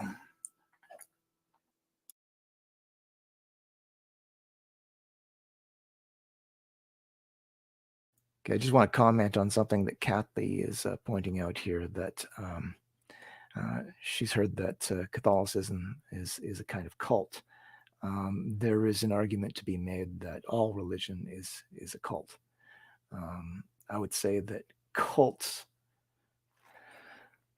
psychology, if you will, is a human thing. So politics, people like I call Donald Trump the leader of a cult.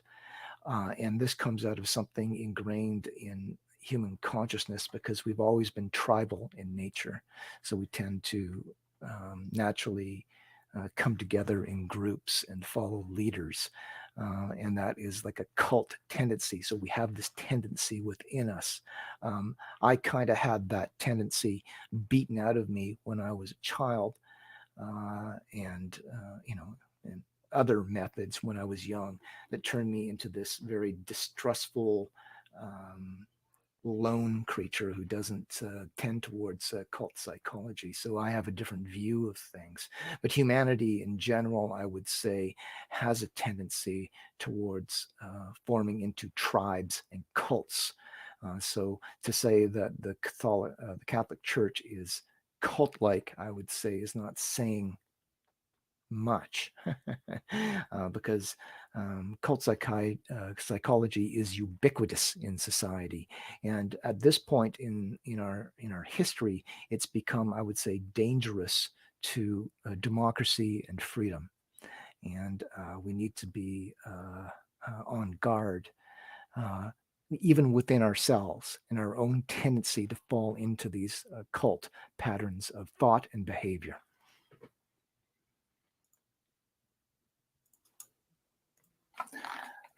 But, pause that for you. But, okay, I want you to pay attention to the messages that the Pope was putting out there. So the Pope has sort of joined in with this whole sort of virus panic and has people praying to God to save them. He talks about the fear, being protected from the fear, and uncaring neighbors. And he talks about the danger of misinformation. These are all sort of the establishment agendas, and the Pope has taken those into his message and done this very rare prayer for the world, basically, right? And brought out this new sun image, which new sun, right? kind of links in with novel corona, same thing. So there seems to be a linkage that's going on here. But I think the point here is that the Pope is singing the same basic song as everybody else. And for anybody who is sort of Catholic or who is sort of Christian inclined, who doesn't think that the Pope is the devil, they might be inclined to watch this. And what they're getting there is what I would call high-end mind manipulation. So if you allow yourself to be sucked into this, and I've just clipped it there, because it kind of goes on and on and on, but it's very sort of subtle mind manipulation that's going on. And like I say, this is where it's, I said, it's starting to get really creepy. And the unanimity of what's going on should be concerning to people. Now, I'm going to show you something else here because I want you to understand who this Pope is and what type of person this Pope is. So let me just bring this up here if I can find it. There it is. Okay. So the Pope.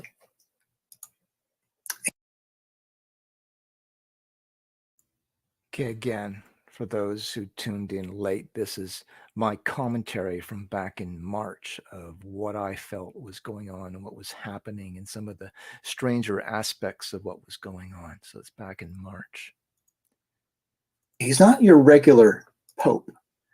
So here, don't know if you can see this, but this is the Institute for New Economic Thinking for people who follow me regularly and have seen some of my other videos. I did a video on Jordan Peterson a while back where I talked about how much of what Peterson was saying and doing was sort of pro-establishment and actually worked in favor of the transgender agenda. But I noted some of his connections. Now, this Institute for New Economic Thinking was something that was founded by Let me just see if I can bring that up larger for you there.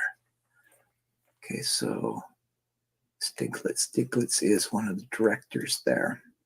So the Pope aligning with this economic think tank to start educating people on economic, like people within the church, on economic thinking. There it is. Okay, and the Institute for New Economic Thinking. What is this place? Can't really see it here. I'm going to try to make it larger. Okay, so the founders for the Institute for New Economic Thinking that the Pope is aligned with is on the left there on the bottom, James or Jim Balsillie.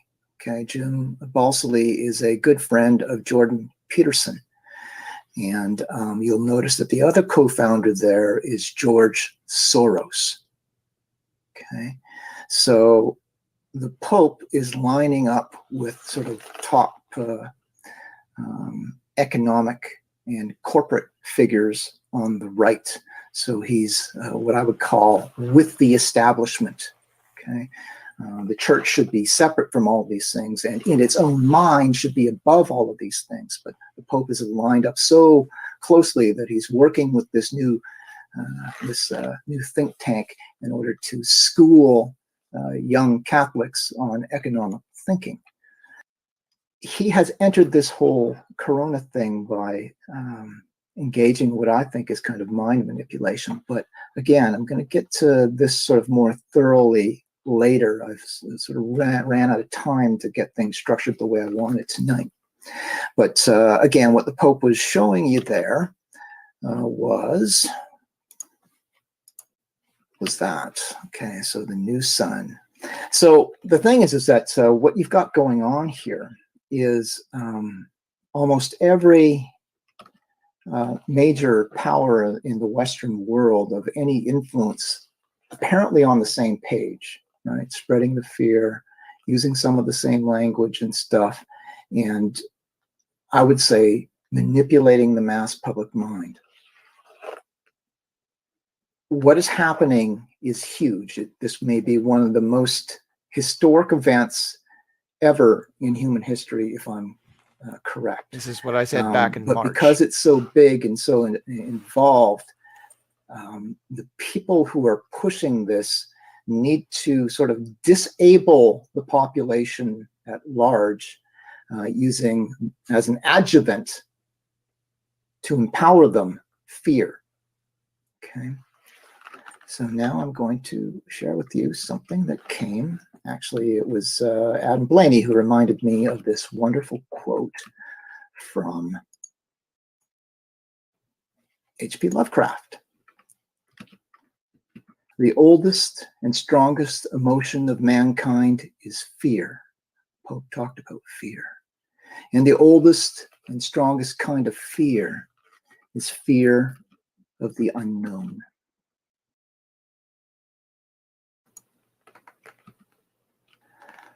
So now let's sort of link in again. So I've sort of have been troubled for some time why every government everywhere was seeming to do everything so casually to promote as much fear as possible. Why would they do something again, something like that? Because in Canada, 37.5 million people, we've had 60 people die, allegedly because of the coronavirus. So why would you do Only something 60 people in March. So stupid that is basically crashing our economy and paralyzing society? And well, just in the last 2 weeks, there's been, I think, upwards of 2 million people, and they're anticipating 3 million people in Canada, almost 10% of the population, to be thrown into unemployment by what's going on. So why are our governments doing everything to make people as frightened as possible?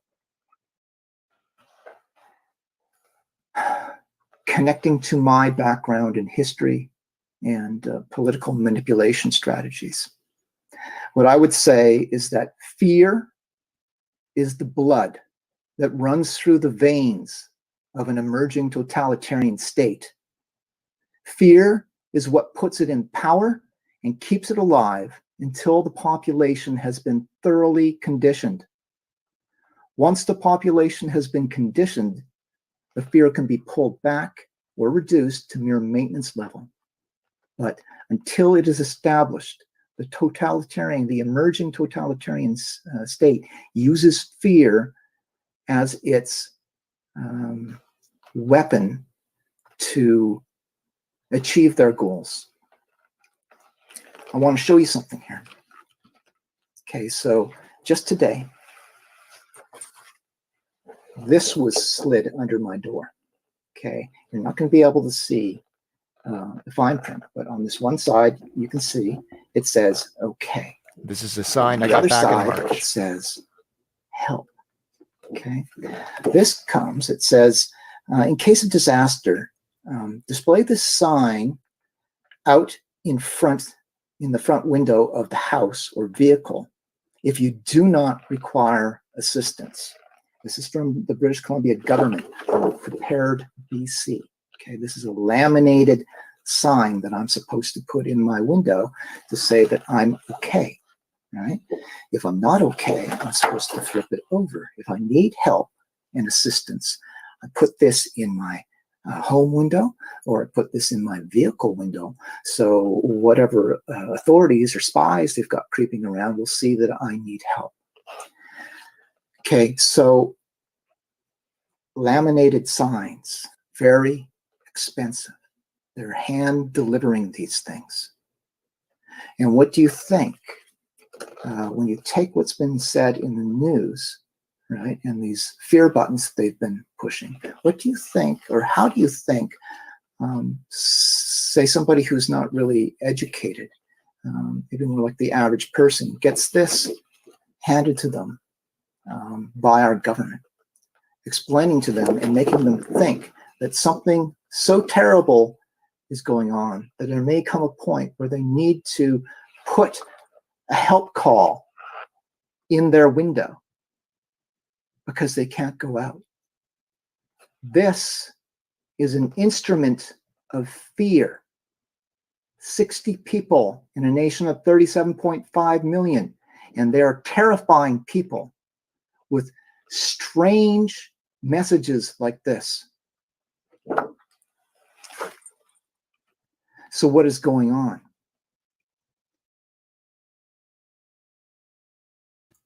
This is actually interesting for me to watch, to sort of gauge my reactions back when this first started transpiring globally. And people could see that I had a very sort of strong reaction, and I didn't take it at face value, and I still don't take it at face value.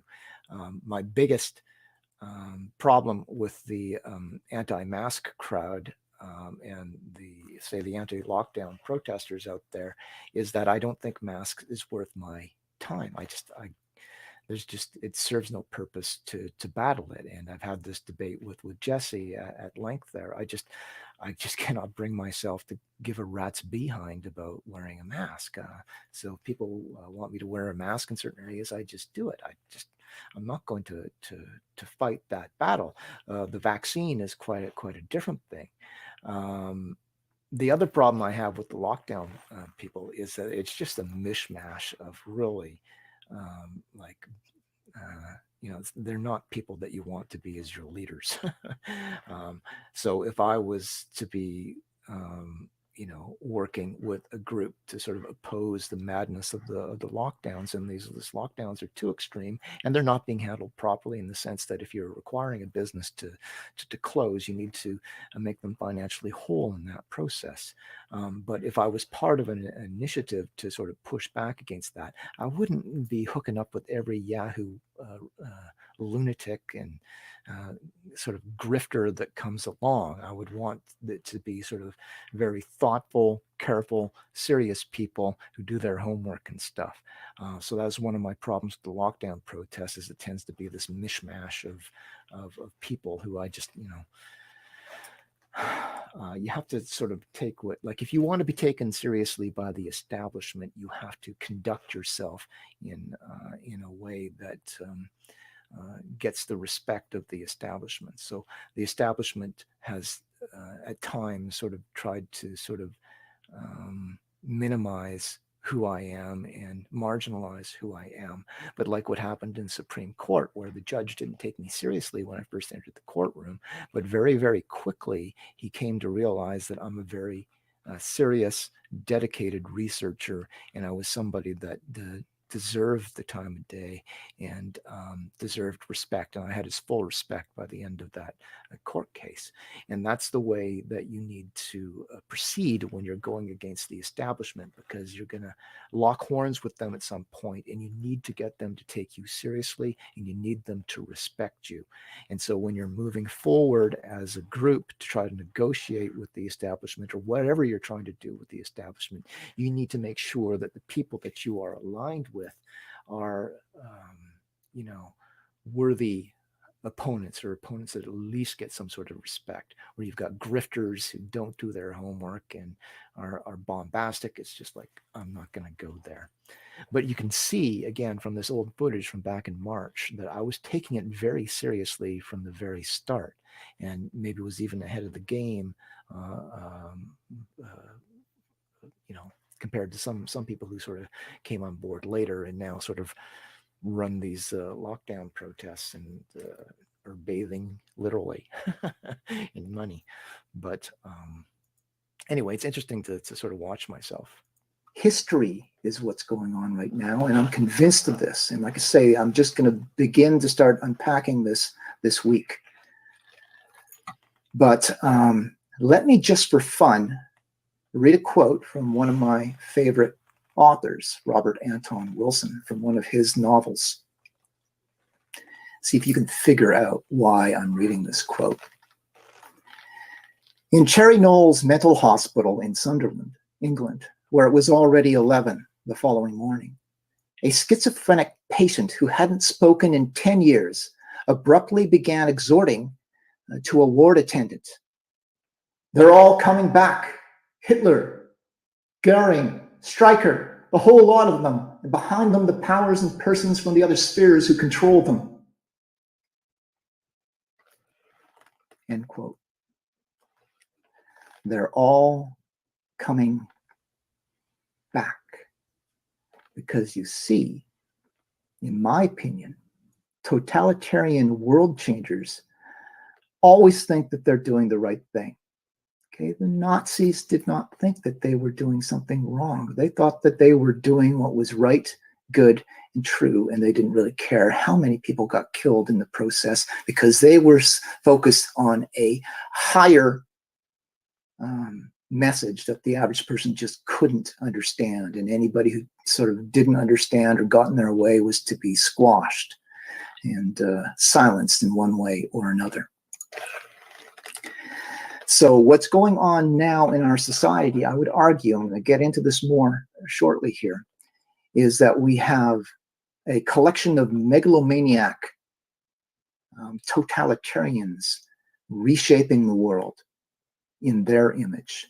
And it's going to be big. That's what I was saying back on in March. And this is before people started talking about this great reset and the Fourth Industrial Revolution, which was still relegated to sort of intellectual circles, but it hadn't really hit the mainstream media. It didn't hit the mainstream media for quite some time, but I was already sort of saying at that time that I felt that what was happening was a global reset, and without using those words. So everything has sort of come to pass. Let me just show you another video here.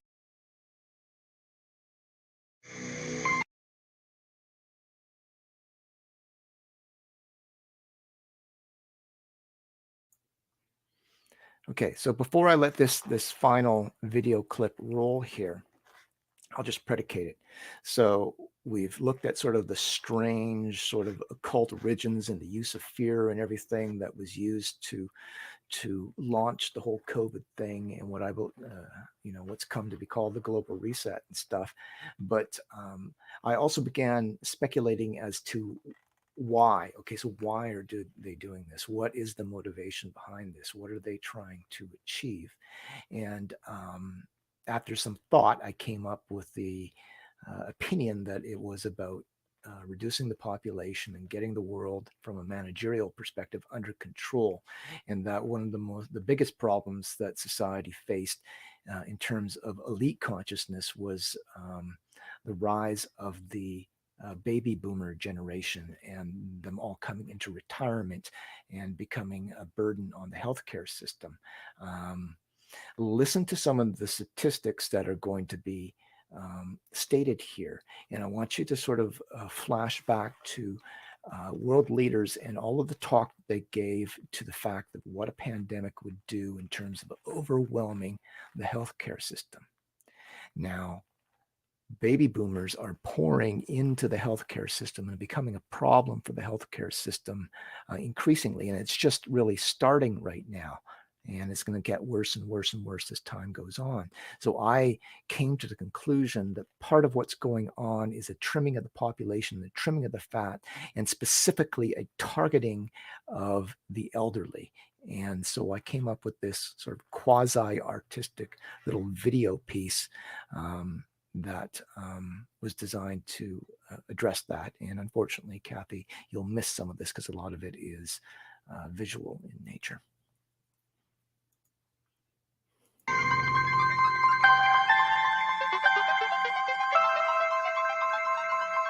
Set up TV, the one you take to bed with you.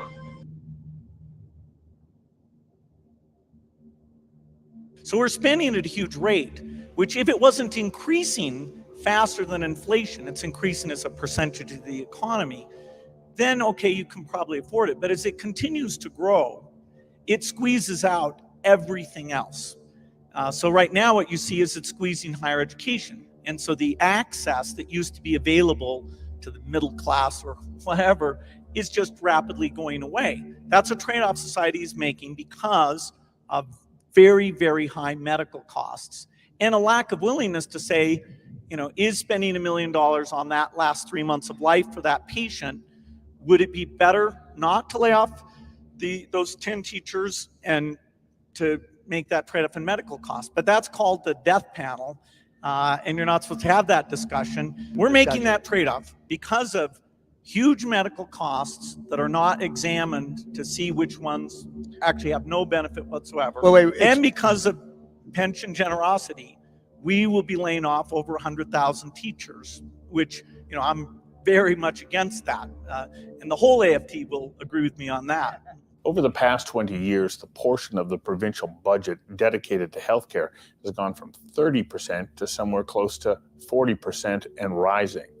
Currently, it costs BC $19.5 billion annually. At some point, the cost of healthcare will undermine the provincial government's ability to provide education, social services, transportation, and everything else in its scope of responsibilities.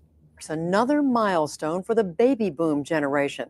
The first of the estimated 79 million Americans born between 1946 and 1964 will turn 65 years old this year at a rate of 10,000 a day, according to the Pew Research Center. This morning, in a brand new declaration, 11,000 scientists from 153 countries. The Alliance of World Scientists says it has a moral obligation to warn humanity. It says greenhouse gas emissions are still rising and that recent efforts to reduce them are not enough.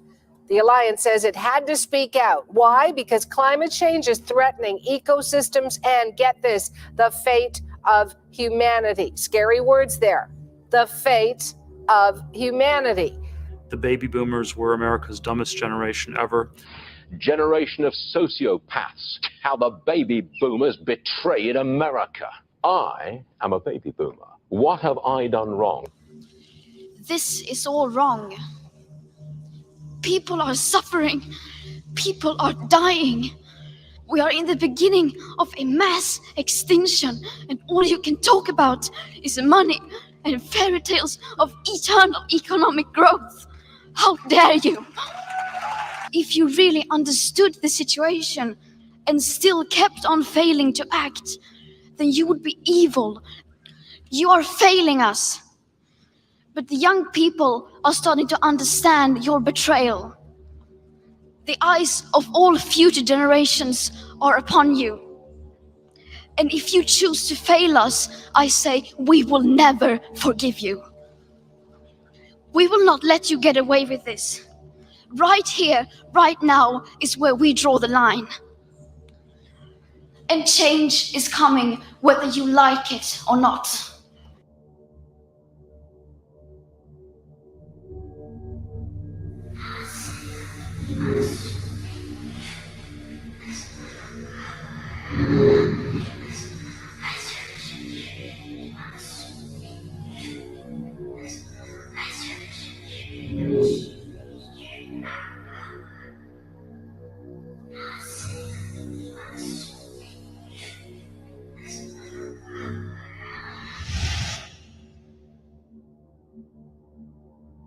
We will never forgive you.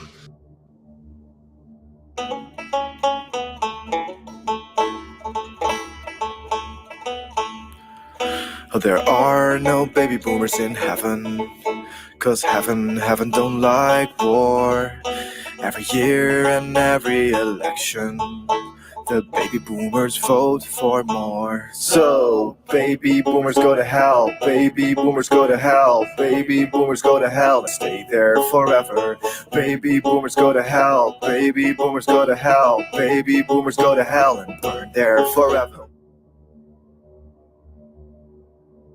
So we're spending at a huge rate, which if it wasn't increasing faster than inflation, it's increasing as a percentage of the economy, then okay, you can probably afford it. But as it continues to grow, it squeezes out everything else. So how do you fix all that debt? Great question, Shaz. Welcome to the future, where America has racked up an extra $46 billion in debt since I filmed that piece. And the fair whack of that is because of Social Security, America's public pension system. Some might say that Social Security's done too good a job. While old people were receiving a 55% boost in their net worth over the last 30-odd years, young people were receiving a 17% cut in their wealth. And those young people might be facing more cuts in the future. You see, as the boomers age, Social Security spending is on the rise, and there are fewer youngsters to pay for it.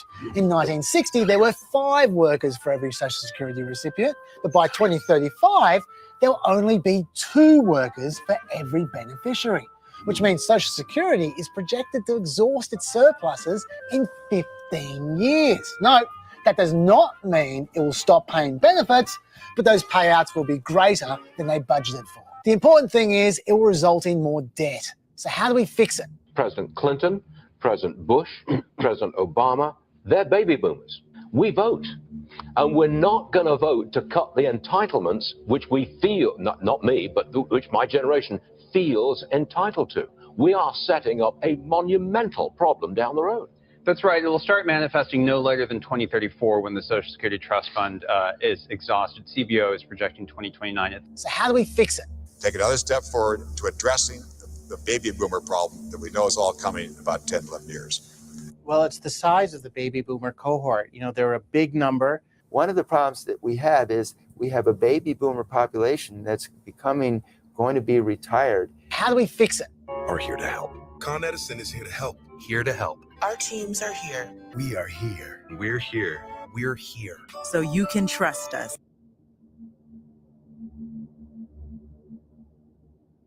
I am a baby boomer. The baby boomers. We have a baby boomer. Baby boomer. The baby boomers. Baby boomer problem. American baby boomers. Did somebody say boom? Did somebody say boom?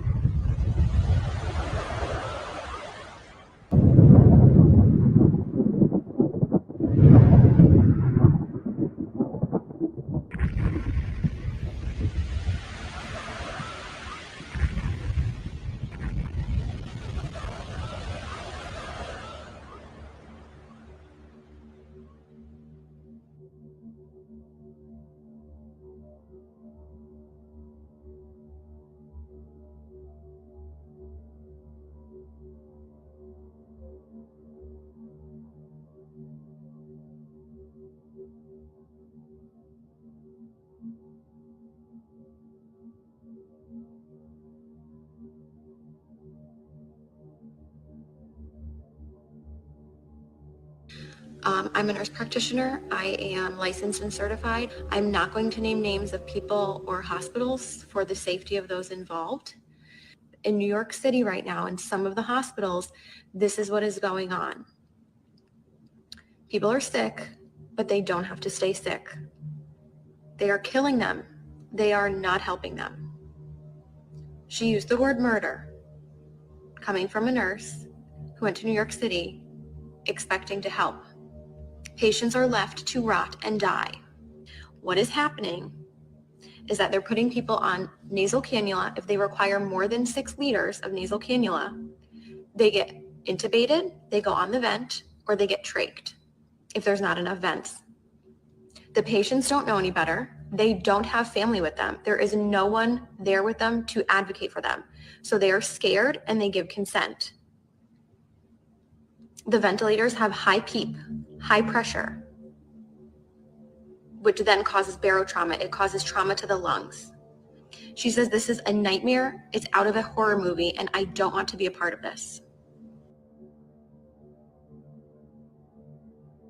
Hospitals consider universal do not resuscitate orders for coronavirus patients. Do not resuscitate orders have caused panic in the UK. Just pausing this for a second because they're talking about all of this stuff again right now, that during this second wave that they're expecting to be so devastating, they're already talking about giving health care to people based on priorities and who's going to, be prioritized in that process. Well, let's just see what they were saying back in March.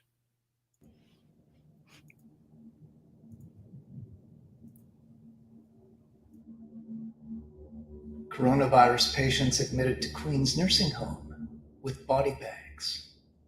They were taking people sick with coronavirus and putting them in a home filled with the most vulnerable people imaginable.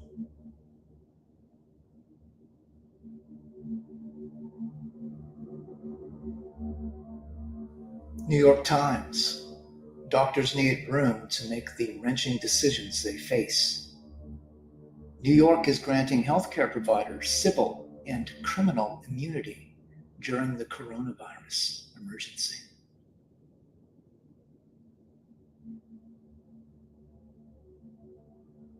Unprecedented number of do not resuscitate orders for learning disabilities patients. Just pausing it there again. So think for a second there. Why were they issuing criminal prosecution liability for healthcare workers? What are they doing in there that might be criminal that they're going to need to be protected from? This is an interesting question. Yet there it is. Learning disability and mental health service provider says it is still receiving unlawful do not resuscitate orders.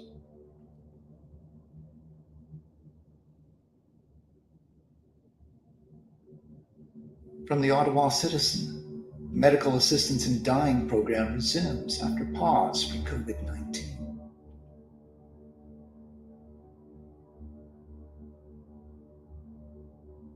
Jean Trucon, who fought to expand medically assisted death, receives the procedure.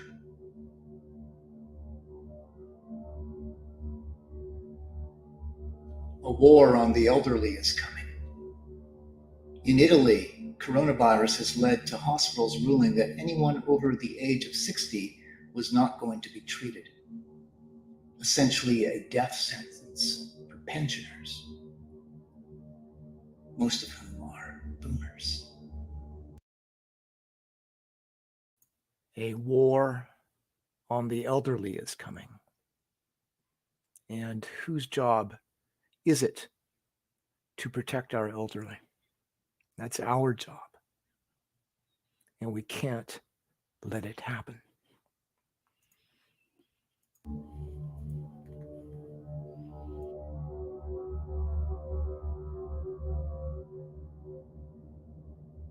Did somebody say boom?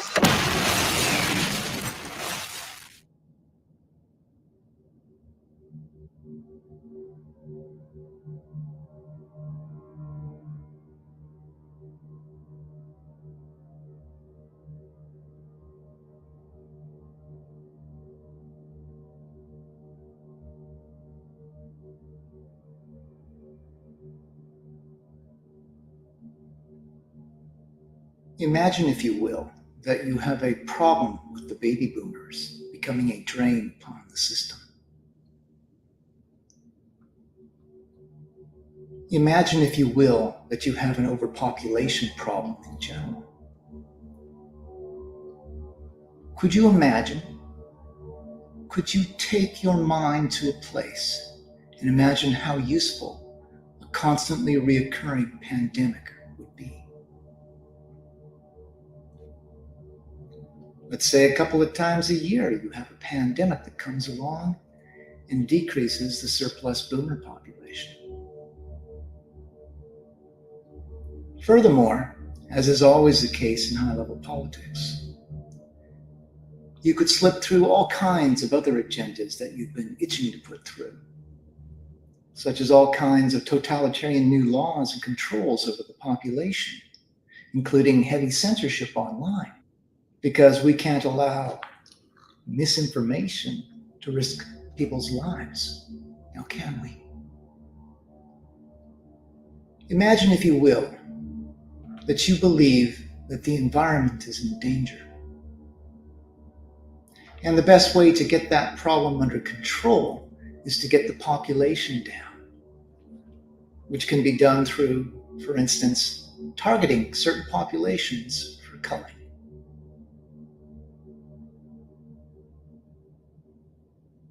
Imagine, if you will, biological warfare as an instrument of state for managing problems within their own population. But such a thing couldn't happen, right?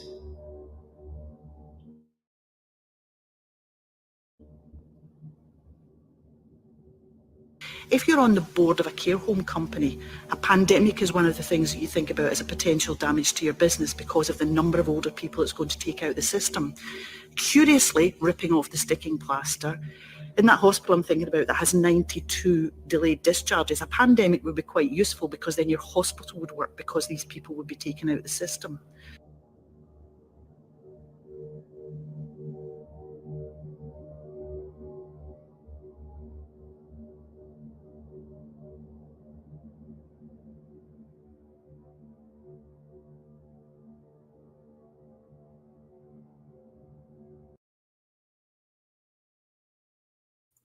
Okay, what you're about to hear is a news clip that was over 6 months before the coronavirus pandemic broke out. So a bunch of information from before the coronavirus.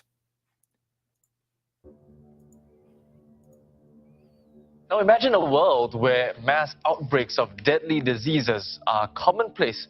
Well, it sounds scary, but that might not be too far off. The World Health Organization has warned in a BBC interview that we're entering a new phase where such a reality is, quote, a new normal. And it's calling for the world to get ready. Large-scale outbreaks of diseases like Ebola could be the new normal, according to the World Health Organization. Dr. Michael Ryan, a WHO senior advisor, told The new normal. Okay, so they were already using that expression in June of 2019, 6 months before the pandemic broke out. So this language was already being put into the public consciousness. told the BBC the organization is dealing with more emergencies at once than it ever has, and he doesn't expect that to get any better. Ryan said many factors are to blame for the normalization of epidemics, including climate change, emerging diseases, and highly mobile populations. Right now, the future can seem even more uncertain than normal. If you've lost your job, if you're worried about an elderly parent, you probably want to know what to expect. Our healthcare systems across the country are coping for the time being, but we're at a fork in the road between the best and the worst possible outcomes. The best possible outcome is no easy path for any of us. The initial peak, the top of the curve, may be in late spring with the end of the first wave in the summer. As Dr. Tam explained, there will likely be smaller outbreaks for a number of months after that. This will be the new normal until a vaccine is developed. Well, we will get back to normal, but we're going to have a pretty long period of semi-normal. And it's what does fair to say semi-normal mean? What's semi-normal? that people will still be afraid.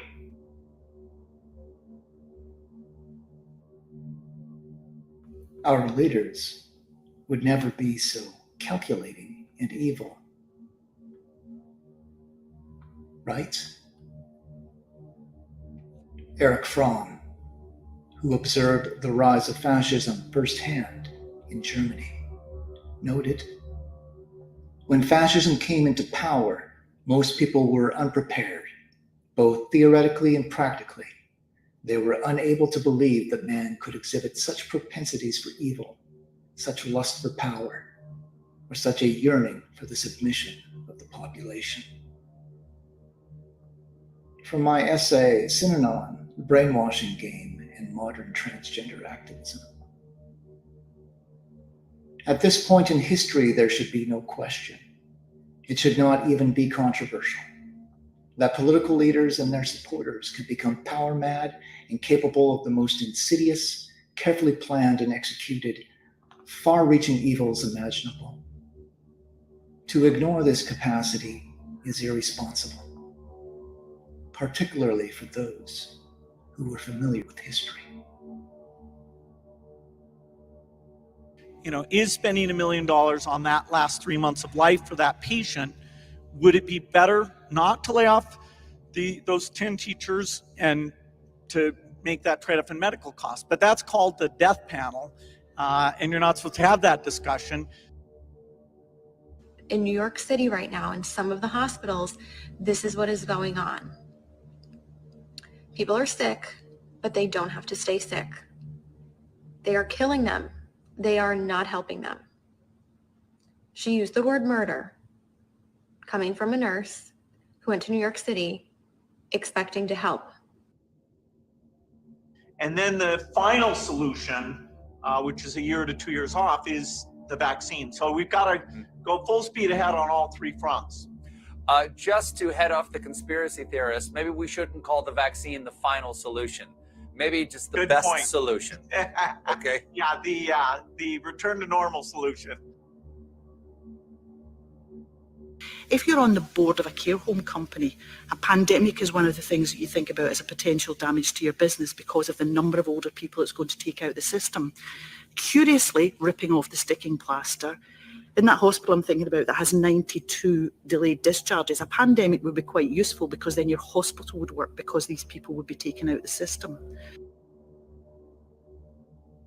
Well, Bill, since you tried to warn us about this pandemic and we didn't listen, what's the next thing you're warning us about that's going to happen 5 years from now that we're not listening to at the present? Well, the idea of a bioterrorist attack is kind of the nightmare scenario because they're a pathogen with a high death rate would be taken. Now, the good news is, I'm not trying to depress you, it's tough enough Too late. right now, Too that late. most of the work we're going to do to be ready for pandemic 2, I call this pandemic 1. Could you imagine? Could you take your mind to a place and imagine how useful a constantly reoccurring pandemic would be? Let's say a couple of times a year you have a pandemic that comes along and decreases the surplus boomer population.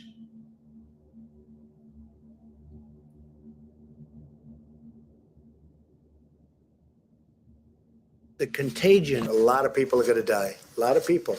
You could be talking about millions of lives. And there'll be a lot of death, unfortunately. Plenty of those people dying too. Between 1.5 million and 2.2 million U.S. deaths. Imagine, if you will, biological warfare as an instrument of state for managing problems within their own population. But such a thing couldn't happen. Right?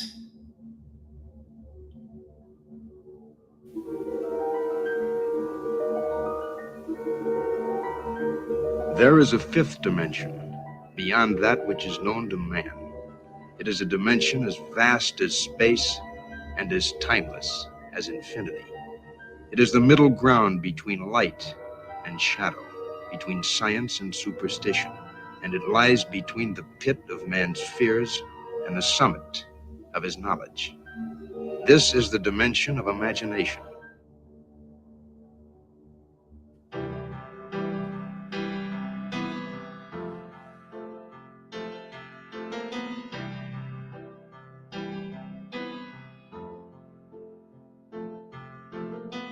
Imagine there's no boomers,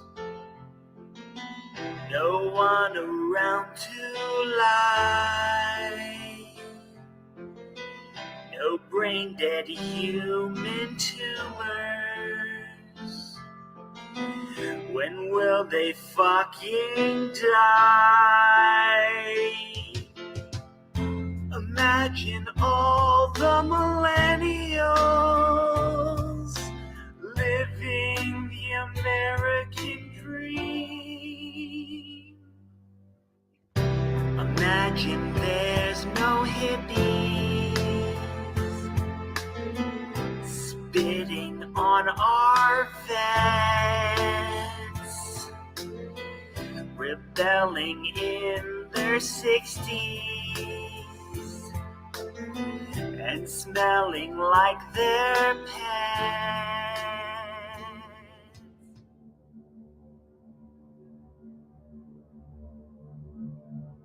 You are living in a carefully constructed reality. Everything you think you know is wrong.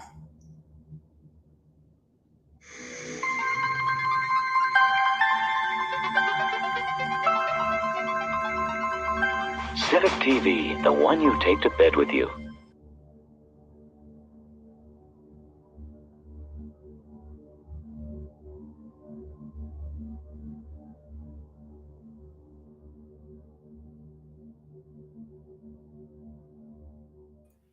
Okay, so there we go. Those were my speculations on what was happening with the coronavirus from 9 months ago, back in March.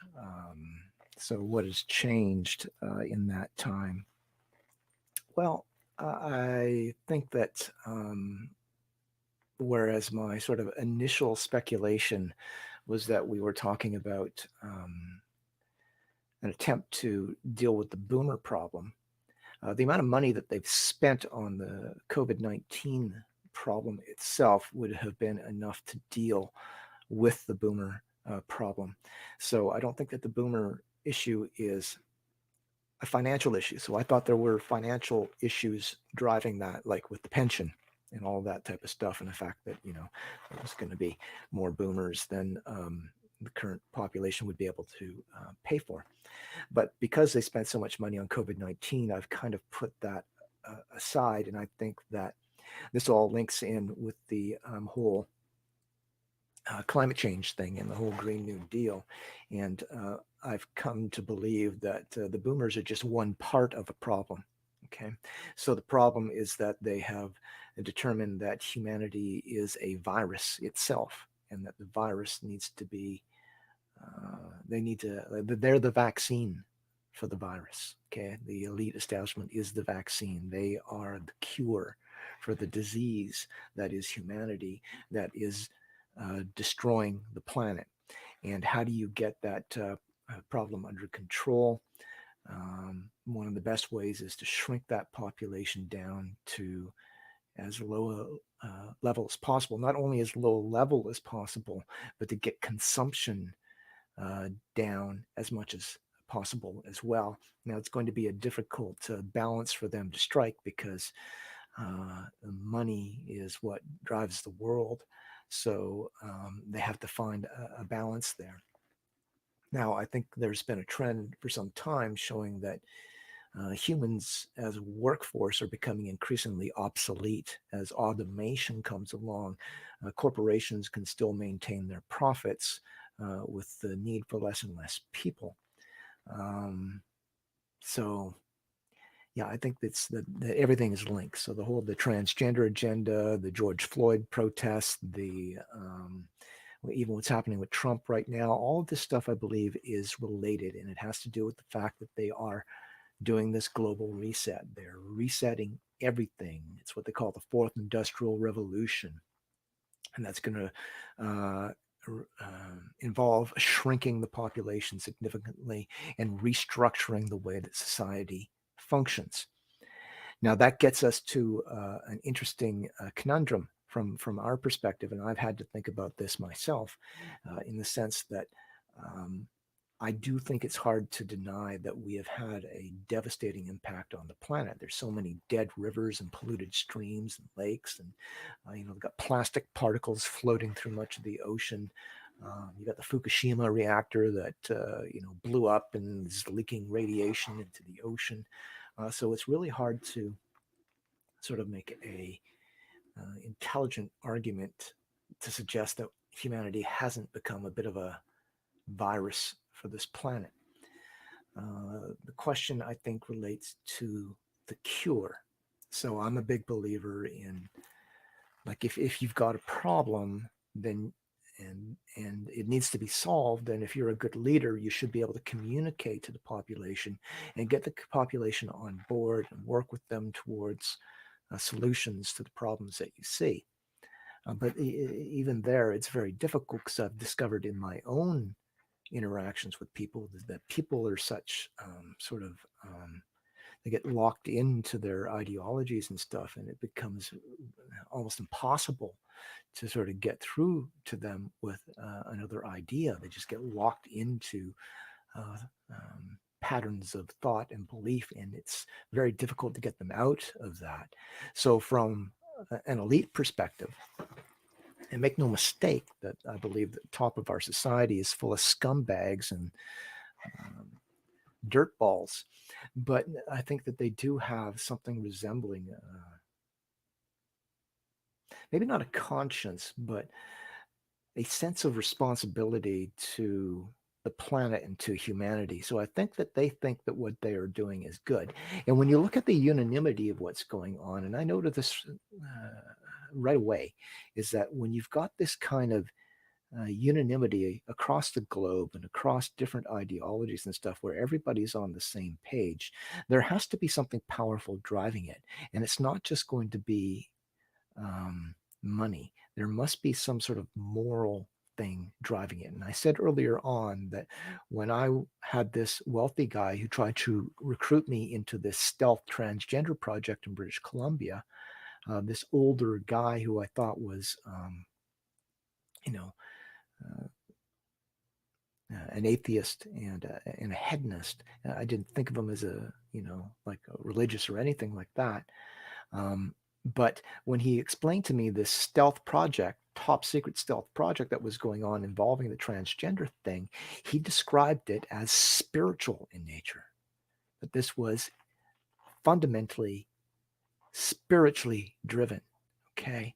And so that, I think, is what is driving what you're seeing in the world today. And this is why we see, Cali projected onto the side of the Empire State Building and stuff, this destroyer of worlds and stuff, is that there is a kind of a sinister spiritual underbelly to what's going on. And that is the power that's driving it. And there is a sort of a,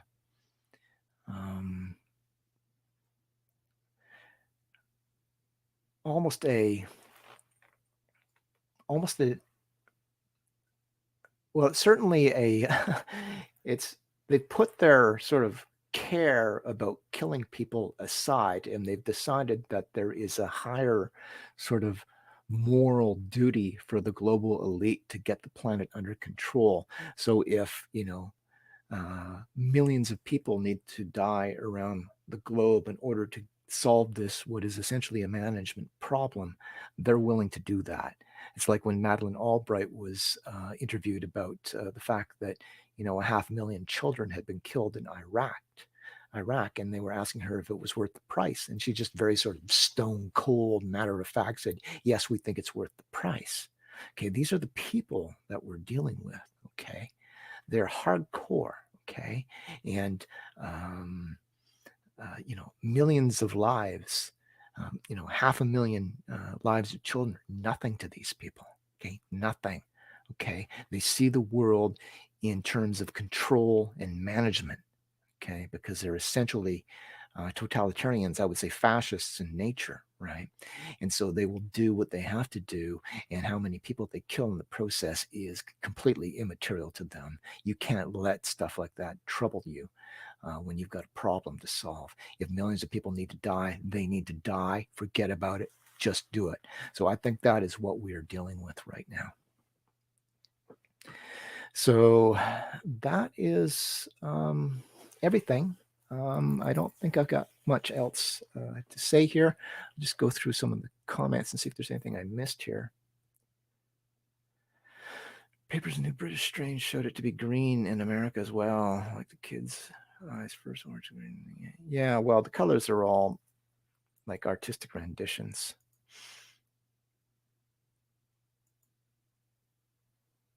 This is supposed to be all about saving seniors, but from the beginning they have been suffering alone in nursing homes and assisted living spaces with no one to advocate for them. Yes, and I don't believe that that is an accident. I would say that my opinion, and I'm just giving you my opinion here. I'm not making truth claims. I'm just saying that my analysis and my opinion of what is going on is that the culling of the senior population is just one part of a bigger agenda, but it is a part. So we've seen the implementation of the medical assistance in dying thing all over the place, and sort of the hurry up policy behind that to get this in place because they want to trim the population.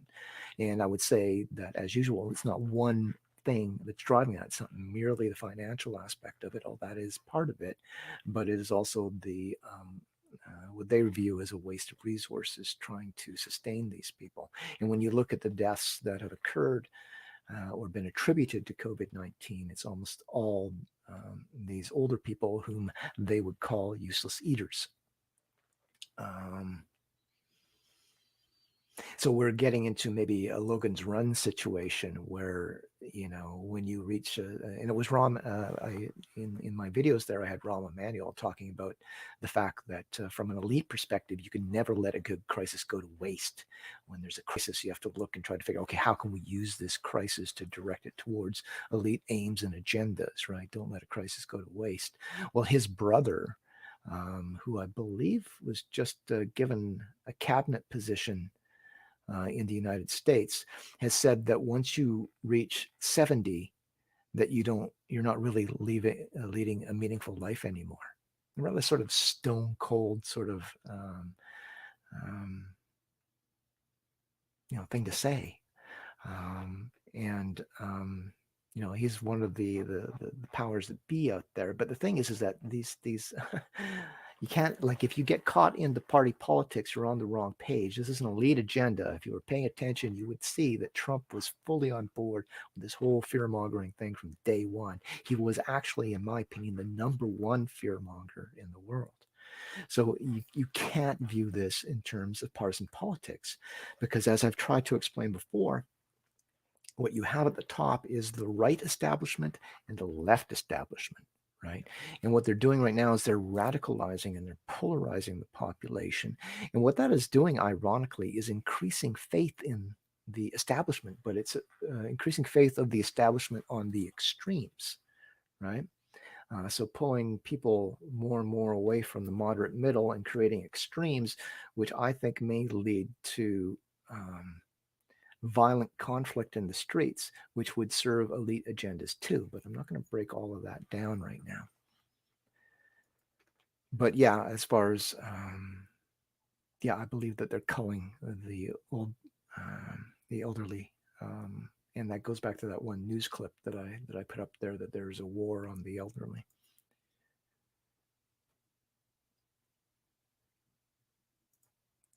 Yeah, the woman who was saying that pandemic, working through a care home and taking out all kinds of old people was actually a good thing from a managerial perspective again. Okay, and that is that psychology that I was talking to you about. right? This sort of matter-of-fact psychology. You don't trouble yourself about the fact that these are human beings that are dying. That's not the issue. The issue is that from a purely management perspective, that's actually a good thing.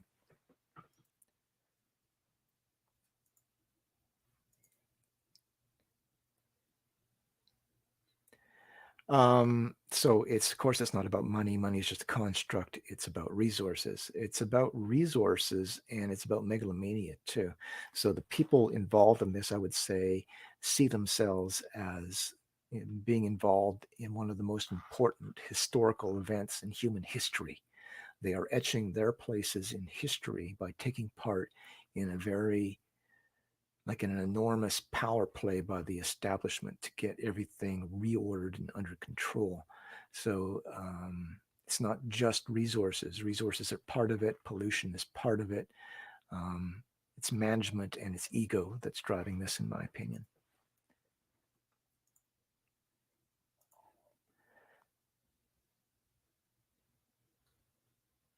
I left a comment on your last video about foster kids, but as you are talking about trans issues here now, are you aware of the UK judicial review that ruled that children were unable to consent or receive puberty blockers? Okay, so I've commented on that ruling. I think that ruling is as people savvy to the machinations of the rich and the powerful. I believe that ruling is a bit of sleight of hand. I don't think it's what people think it is. So the first thing that I focused in on that ruling was the fact that they chose to use the word unlikely instead of cannot. Okay, and in legal terms, language is everything, and word choice is everything. If you use a word cannot, that closes all doors. But if you use a word unlikely, that leaves doors open. Okay, and I've said for some time that they were going to move into a fallback position where they started sort of not transitioning as many minors, and maybe stop transitioning children, children say 12 and under, that type of thing. But that market was never really the primary market from the perspective of the pharmaceutical industry, who has been like a major force driving this from day one, and they stand to make billions off of this. So I have said that they've been willing to sort of surrender that particular market for a long time. And when this ruling came out from the UK, this really did not fill me with confidence. That word unlikely appeared in almost every story around the globe that was talking about that ruling. Unlikely, right? Not cannot. So I anticipate, and one should keep in mind that what Mermaids and Tavistock has said, they haven't said that they're going to stop transitioning youths. They've said that they're sort of reordering themselves and seeking legal counsel in how to proceed into the future. And I think what you're going to see in the future is that the courts will become a standard recourse for when there is doubt, or if people want to make sure of their decisions in terms of liability. That is one of the problems. So the court says that when you rule on a particular case, that if there's questions, it comes to the court. The thing is that you can look at that as a good thing, and you can say, oh, well, the court says that it's unlikely, so that's going to be an end of minor transitioning. Like unlikely is not cannot. And what we've seen in courts, not just in Canada, but in various places, that the courts are more than willing to say that a 13-year-old is capable of consenting and going onto these drugs. This has been, the precedent is set, right? That they can do this. So when they use the word unlikely, that is very important, because when you use the word unlikely, then you point to these other cases where they have officially sanctioned the transitioning of children.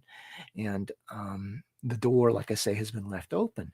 But what is even more potentially dangerous, in my opinion, is if there are these questionable cases, right, where they don't have the parents on board or whatever, you just take that to the court. And then when the court says that it's justified, as they did in other cases, right, what that does is it removes liability, okay? There's nobody to sue. You can't sue the hospital. You can't sue the anybody involved, really, because the decision is the court's, and you cannot sue the court. You can't sue the court. Okay, so it becomes a liability shield, right? So I don't think it's the great victory that people say. And they didn't say that you couldn't use puberty blockers in the ruling. I read through the ruling and I've asked other people, show me where it says you can't use puberty blockers. Show me where it says that you have to come to the courts. It doesn't say any of these things. It says that you could or you should in certain situations, but the language is not as clear as people think. And I don't think that it's the great victory that a lot of people do. Everybody says I'm a naysayer, but I'm a born skeptic and cynic. So I assume that when you see things like this, that there's backdoors and loopholes have been built into it, and I think I see those loopholes. So I have a different view of that case than other people.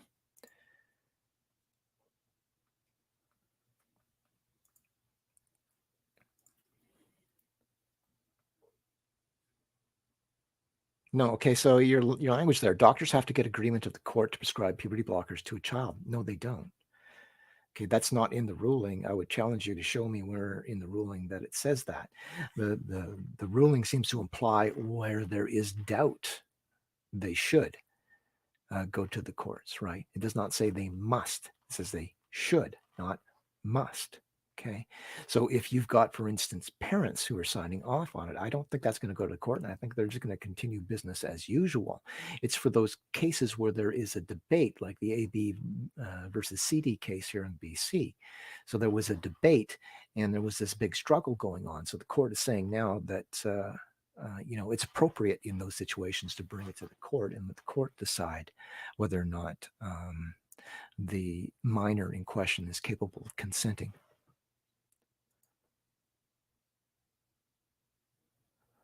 Hi, Angelina. Yes, that's exactly what I believe. I believe that part of the agenda is there is a war on the elderly, and actually, I believe this, and I've said this before. I believe that the so-called opiate crisis is part of that, in the sense that they are, one of the things that makes life living for people with chronic arthritis and these types of conditions is their access to pain medications.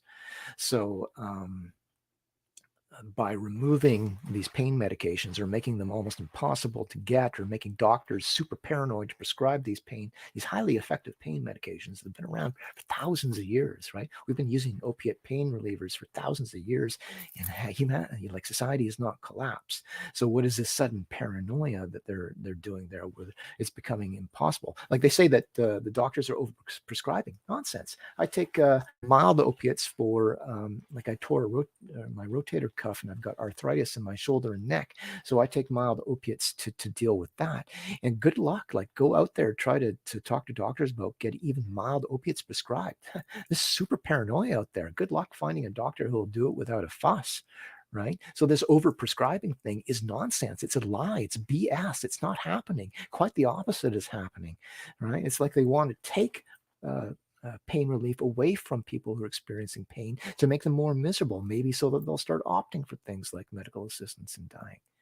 And this is back to this whole trimming the useless eater portion of the population. So I believe that's a big part of what's going on.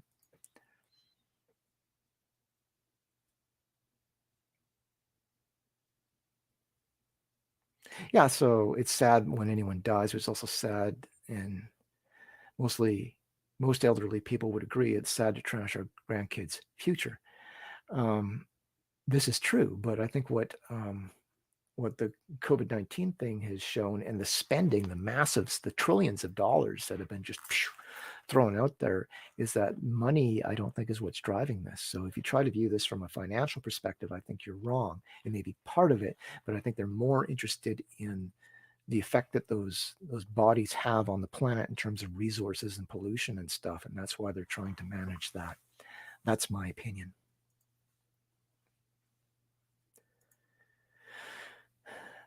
True and likely is the word. Gids Clinic has stopped all supply now. Okay, so yeah, but you got to, I don't know if you've read their statements there, but what they're saying is they're looking at their legal options at this stage. But I had a comment from Tavistock and Mermaids who both said that they don't see this the same, like they're not interpreting this as that they can't transition kids anymore. It's just that they need to change their approach to how they do it. And that's why the word unlikely becomes concerning, especially to people like me. Under a certain age, they have to go. No, it doesn't say they have to go to court. It doesn't say that. At least I've never seen that. And I've gone to, like, people are mad at me. People on the other side, particularly people in the UK, are angry at me because I'm not out there celebrating and blowing the party horns and wearing my party hat because of this great victory. They're mad at me because of that. And I've said, show me in the ruling where it says they have to take them to court. Show me that. I haven't seen it anywhere. Now, if somebody shows that to me, maybe I missed it in my reading of it. Well, then I'll be sure to, correct that. But I didn't see it. Yes, I know the Gillick competency. That's the same as the Infants Act over here in BC, which is that, at what point can a child understand? And that was the big question, right? That under 13, are they capable of understanding the long-term consequences? Now, I would say no, they cannot. And yet the court was wishy-washy and used the word unlikely. Now, that word unlikely leaves the door open.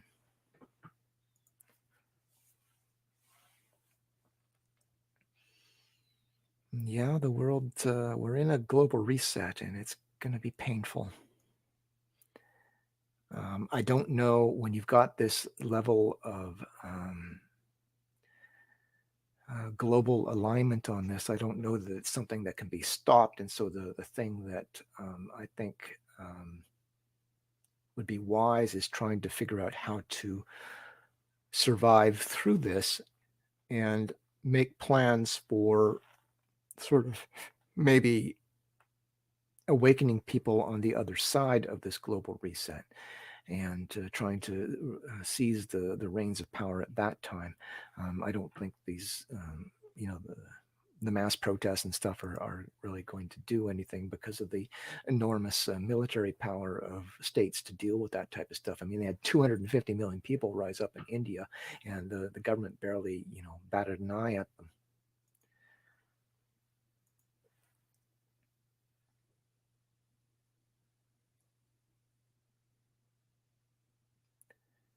Well, I think,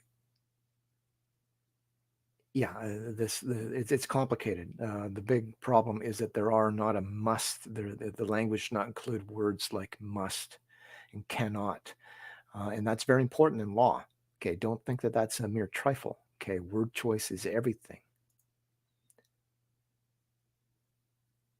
Well, that's pharmaceutical profits, right? The thing is that like opiates come from Mother Nature. Opiates come from God. Basically, opiates are God's pain reliever that comes from poppies, right? And this is a pain reliever that's been used by humanity for thousands of years, highly effective. When I've gone into the hospital with kidney stones, right, they frequently try to give me these synthetic pain killers to because of the enormous pain that comes with the kidney stone, and inevitably they give it to me and it doesn't work, and I'm writhing there for a couple hours and have to beg and plead them to bring me morphine, and eventually they do bring me the morphine and it helps me immediately, right? So why didn't they just bring me the morphine to start with when I know that it works? And the reason is that morphine is dirt cheap. Okay, there's no patent on morphine. It's dirt cheap. It's produced by nature, right? It's an opium extract. So there's no money to be made in opiates, except for some of the synthetic ones. But that's a whole complicated thing that I won't get into. But yeah, like the other drugs, the anti-anxiety and antidepressants, this is all profits, right?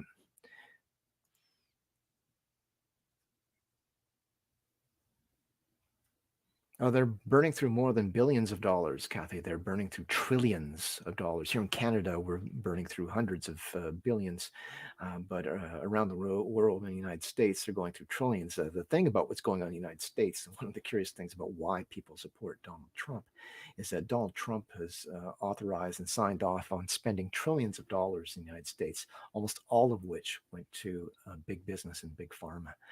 And like the people of the United States got one check for $1,200, I think it was. And now they've just authorized another $600, like dee-doo-dah, right? Here in Canada, at least what you can say about Trudeau is he gave people $2,000 a month while they were unemployed, month after month after month after month, and I think they've renewed that. I haven't followed the CERB, but Canada was giving money to the people. We gave it to corporations too, but in the United States, almost all of the money went to the super wealthy, and some of the money actually went to Trump-owned businesses as well. Yeah, there's been trillions of dollars spent. Unfortunately, most of it is going up to the top of society. And that actually caters to the shrinking of the economy. So ideally, if you want to shrink the economy, a lot of these small businesses need to collapse. They would rather have mega businesses because they're more efficient in terms of resources and stuff.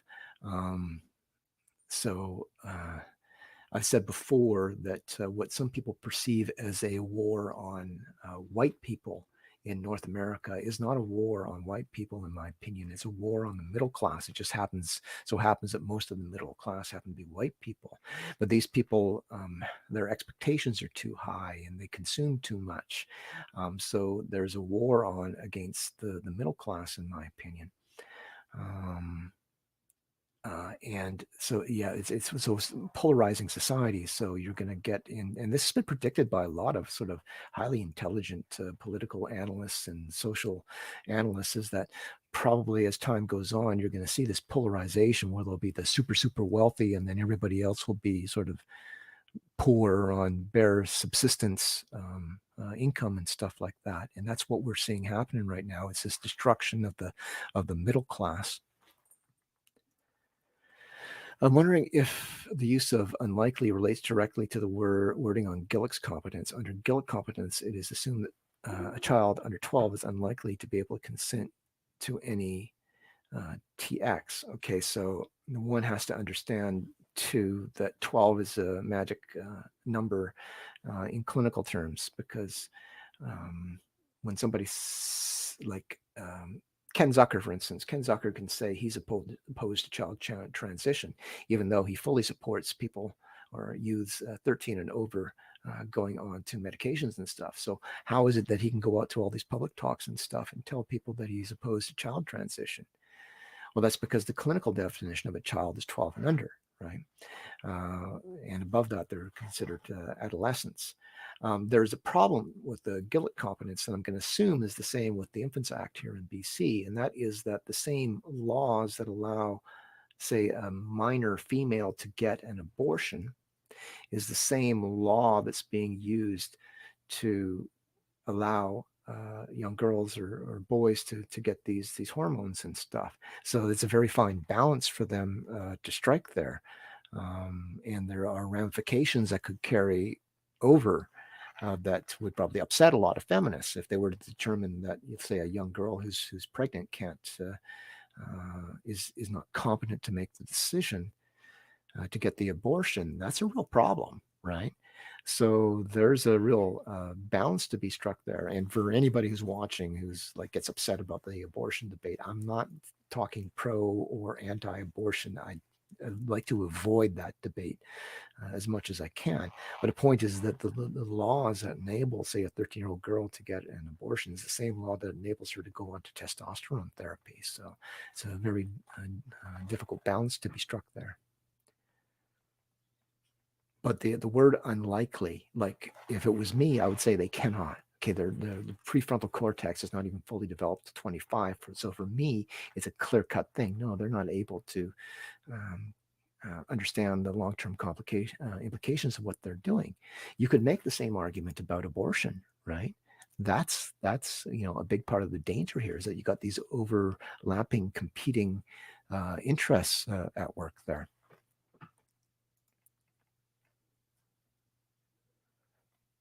I did a calculation. I don't have the numbers here. I did a calculation in the difference between the spending in the United States and the spending in Canada. And the spending in the United States per person and per hour is way beyond what it is in Canada. The United States is spending way more money than Canada. It just so happens that money is not going to the people as much as it is here in Canada. So whereas I think all politicians are corrupt, and I'm not a supporter of Trudeau or any politician, I would say that Trudeau has at least done more for the people here in Canada than Trump has. I don't drink Diet Coke because it has aspartame in it, and aspartame is highly poisonous. Good night, Kathy.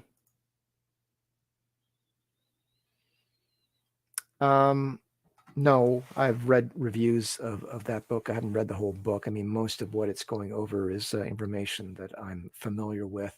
The problem is that people associated with that book are associated with the Ken Zucker crowd, and they are part of this, what I call fallback strategy, right? Which is, like, I'm hardcore, okay? So I believe that nobody under the age of 18 should be medically transitioned at all. That's my position, right? I don't think that they're psychologically or emotionally capable of understanding the consequences of those decisions, and we should not be facilitating it. I believe that medical transitioning should be something only adults do. So I'm hardcore in that regard. Ken Zucker and company and so many of the people out there believe in transitioning teenagers and adolescents, right? And the author of that book is connected to them and sympathetic with them, and I haven't read the thesis there in terms of whether some need to be transitioned, but almost without exception, these so-called heroes of this debate all say that some need to be transitioned, which I don't buy.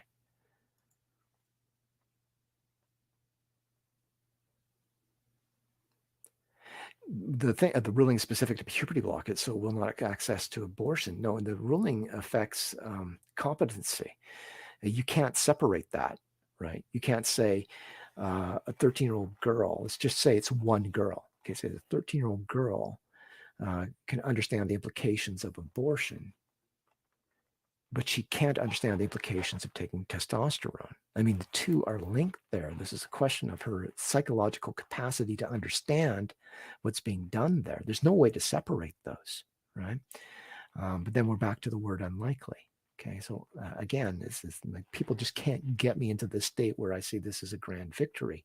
And because we have courts here in Canada, every level of the court system, from the family court to the provincial court to the Supreme Court, have reaffirmed that a 13-year-old girl and a 14-year-old girl was capable of understanding implications of going on to testosterone. Okay, that has to stop. Okay, so the puberty blockers, we've got a case here in BC as well that addressed puberty blockers. And I believe the kid was even younger. I'd have to double check the age there, but the kid was even younger. And they said that the kid was capable of making that decision. Now, whereas you've got a parent, reaffirming that decision or signing off on that decision, then it becomes even more complicated. What I want to see from a courts is words like cannot and shall not and prohibition. Anyway, what I'm going to do now is I'm going to stop talking because I've been on here forever, and I'm going to just change the tone of it, and I'm going to bring in some of my favorite Christmas music to sign us off here tonight. And wish everybody a Merry Christmas. I may come back on again this week with some more stuff that I have on Trump to drive some of the Trump people crazy, angry at me, and want to attack me and everything. That's fine. I'm used to people wanting to attack me. So I'll do that later. But where is my outro? There it is. There's my outro.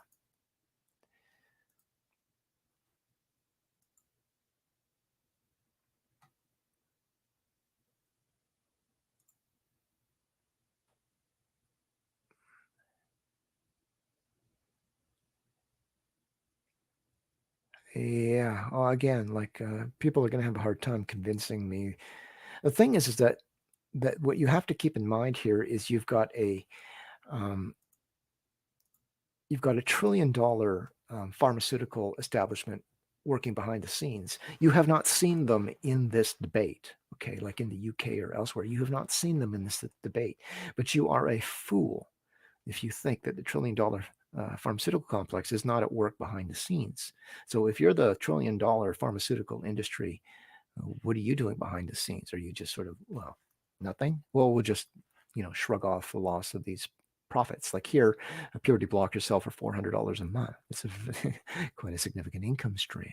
So what would you do if you were a pharmaceutical company? Would you just shrug your shoulders and say, oh, let's just forget about it. Oh, let's just let legal processes, follow their normal course? No. Okay, that's not how pharmaceutical companies work. They're working behind the scenes. So what are they doing? Okay, so when you see loopholes appear in the law, you can just bet your bottom dollar that they're probably there for a reason and that they did not appear there accidentally.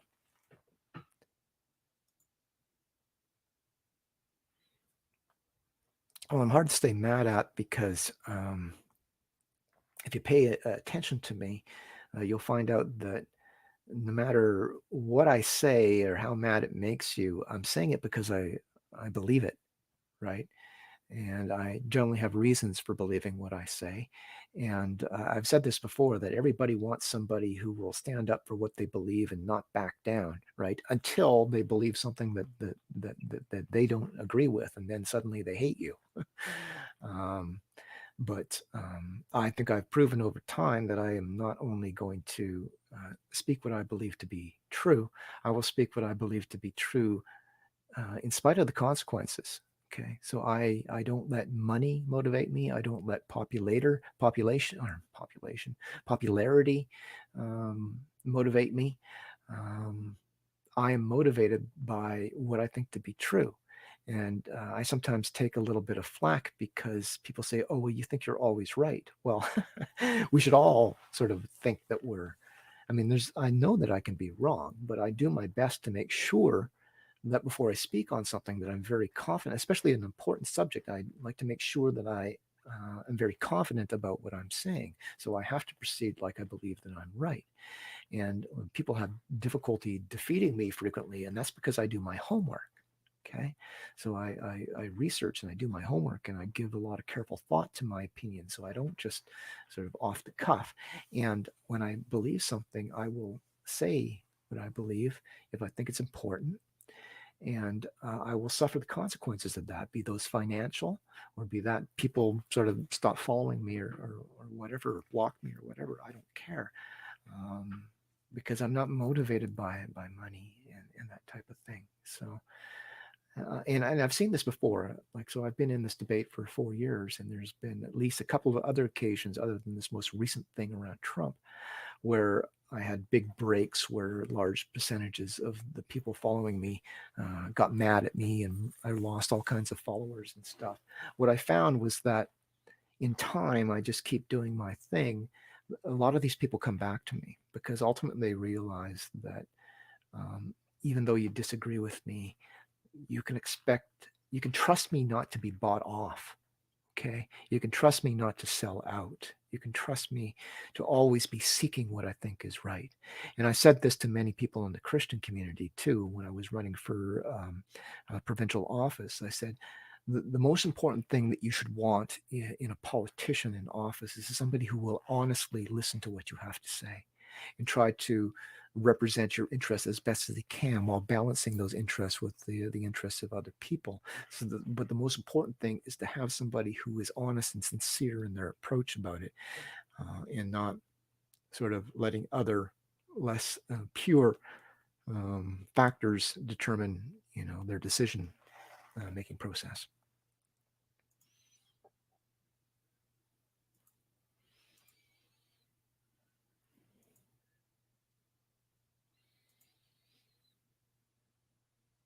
Yeah, there is a massive pushback. I would say that pushback, however, was anticipated, and that is why, if you go back years ago, you will see me talking about the fallback strategy. And I said years ago that I felt that they would probably eventually stop medical transitioning of children, so specifically 12 and under. Maybe not outright stop it, but limit it significantly. But I felt that they would keep on transitioning adolescents and teenagers, maybe cutting it back a bit. But that was sort of something I anticipated all along because they were doing such an extreme ask, right? So I anticipated that. I also anticipated that they would be giving back things like women's sports. That hasn't quite manifested yet, but I think we'll see it moving certainly that direction, and like women's rape shelters and women's prisons and all of the stuff around that. I have anticipated that they would give that back, but that you see that strategy there from say certainly from the perspective of the pharmaceutical industry, it keeps the bulk of their profits in place, right? So they probably anticipated they would lose a certain percentage of those profits at some point, as long as they could sustain the bulk of the profits. And the bulk of the profits for pharmaceutical companies quite clearly are the ages between 13 and 18. This is the big money blocks, and they need to keep as much as that in place. In everything that I've seen so far tends towards protecting that market. And I'm opposed to that, right? So I want them to stop medically transitioning minors under the age of 18. I want that to stop. And so any ruling that I see that doesn't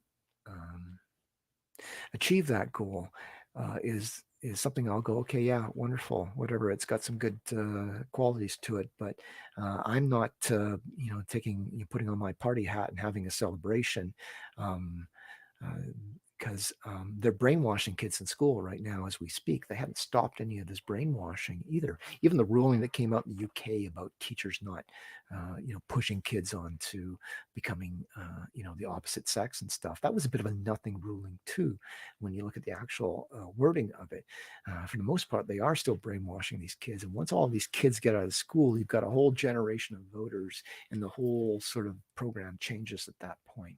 So there's no time to be having celebrations and victories, in my opinion. You need to get right back to the task of trying to stop the confusion of kids in school and stop the medical transitioning of youths under the age of 18.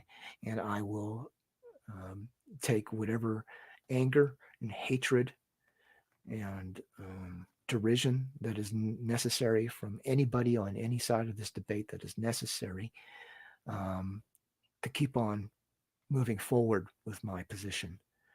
And I'm just going to keep on pushing like nothing's been achieved.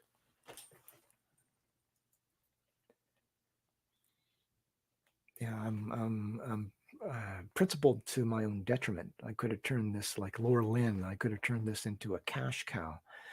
Laura Lynn made last year, I checked for her charity, she took in $250,000 in profits by milking this. I could have, instead of going thousands of dollars into debt like I have, I could have gone along to get along and worked with the evangelical community more than I have, and tried to milk that as much as I could. But that's never been my driving thing. I don't know that I'm a principled person so much as I'm a spiritual person. Okay. I believe that I answer to a higher power. I'm not religious, but I believe in what is best understood as God. I believe that God is beyond any sort of nutshell explanation, but I believe that's what I answered to, and that's, whatever financial money or fame or lack of money or lack of fame that I get in this lifetime doesn't matter. We're all mayflies. Okay, we're brief flashes in the pan. We're here, we're gone. Everybody will be forgotten in time. All that matters is what we do. Okay, we're pebbles tossed into the pond, and what we do is that pebble that goes into the pond, and we send ripples out to the world around us. That is our responsibility, and that's what drives me.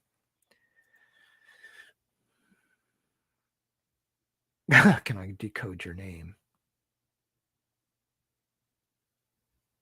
Kubi Calf. I think I'm missing the prerequisite key for that one. So that would be a no. Research into foster kids is very important, not just for those kids, but beyond that, in highlighting the role of environmental circumstances and also extraordinary vulnerability of kids without parents. Yes. So one of the things that was missing from that ruling in the UK was specific reference to foster children. And, the implications thereof, and some of the studies that have been done in terms of not just foster kids, not just transgender kids, but LGBT kids in general, but in terms of their representation in that community. There's all kinds of interesting stuff that hasn't been addressed. Here in Canada, even though I've driven the call for a national inquiry here, they don't want me part of any inquiry. They don't want me on any stages. They don't want me talking because I'm a no bullshit person, and I don't trust anybody. And I know the pharmaceutical industry is behind the scenes pulling strings. We know this. This is not a conspiracy theory. It is the number one lobby power, particularly in the United States, but also here in Canada. So I go in with a skeptical eye, and if I get into a room full of powerful people, I'll be looking around trying to figure, okay, who's on the payroll here? So they don't want me as part of any inquiry, and because I am always looking for those loopholes, and it's too easy to put those loopholes by most people. It's not that, okay, so some people think, oh, well, you're just egotistical. You think you are smarter than other. It's not that I think that I'm smarter than other people. What I am is I'm more skeptical than other people. I'm very untrusting. Okay. I'm hyper skeptical, right? But that becomes a talent in and of itself. And when you're dealing with the powerful and when you're dealing with lawyers and stuff, that kind of skepticism, I would say, is very valuable. Okay. So when I circle the word unlikely, right, this is like important, right? So if we're getting into a negotiation, say you're writing a government document or something, and somebody tables the word unlikely, I'm going to say, whoa, whoa, whoa, whoa, whoa, wait a second here. What's with this word, right? And that's how I would take apart a whole, like a whole document. I would go through it line by line, word by word, looking at every word choice and implications of different word choices. So they don't want me involved in any sort of national inquiry, but I keep trying to thrust myself out there. It's very difficult. It's been a very difficult thing for me to do. It's been very hard on me at points. I've suffered from like severe depression at different points, trying to push this. And frequently I feel like giving up. But there's something in me that just keeps sort of driving me forward, like I have to keep on. I don't know that my efforts will make a difference in the long run, or that I'll live to see the changes that I want to see, but I can't really let that drive me. And every time I sort of fall down, I got to pick myself back up, even when I sort of kick my own feet from underneath myself.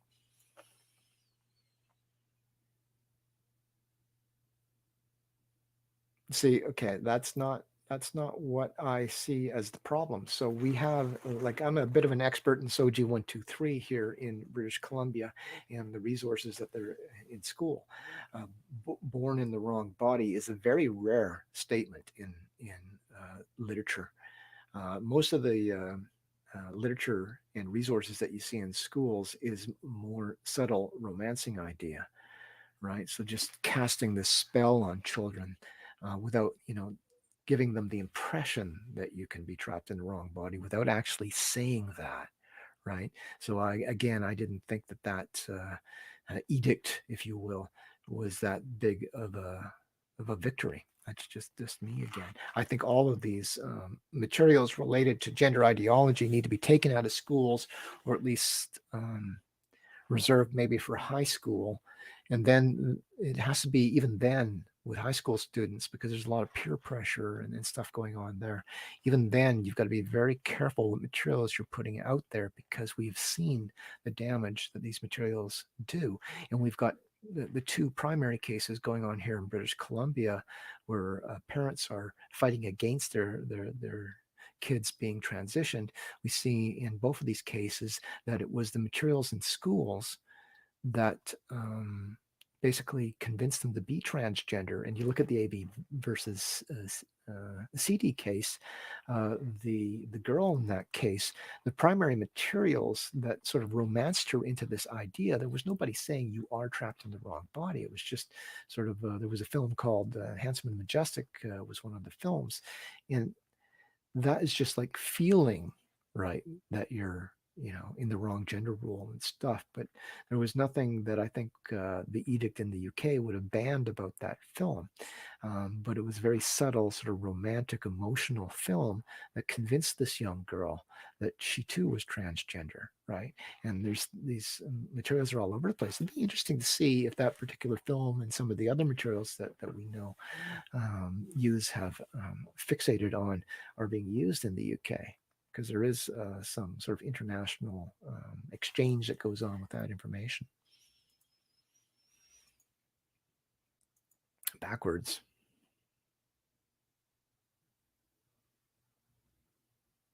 Facebook ebook. Okay, I see. Yeah, I'm not dyslexic, so I missed that one. And I wasn't thinking anagrams, actually. It's not really an anagram, but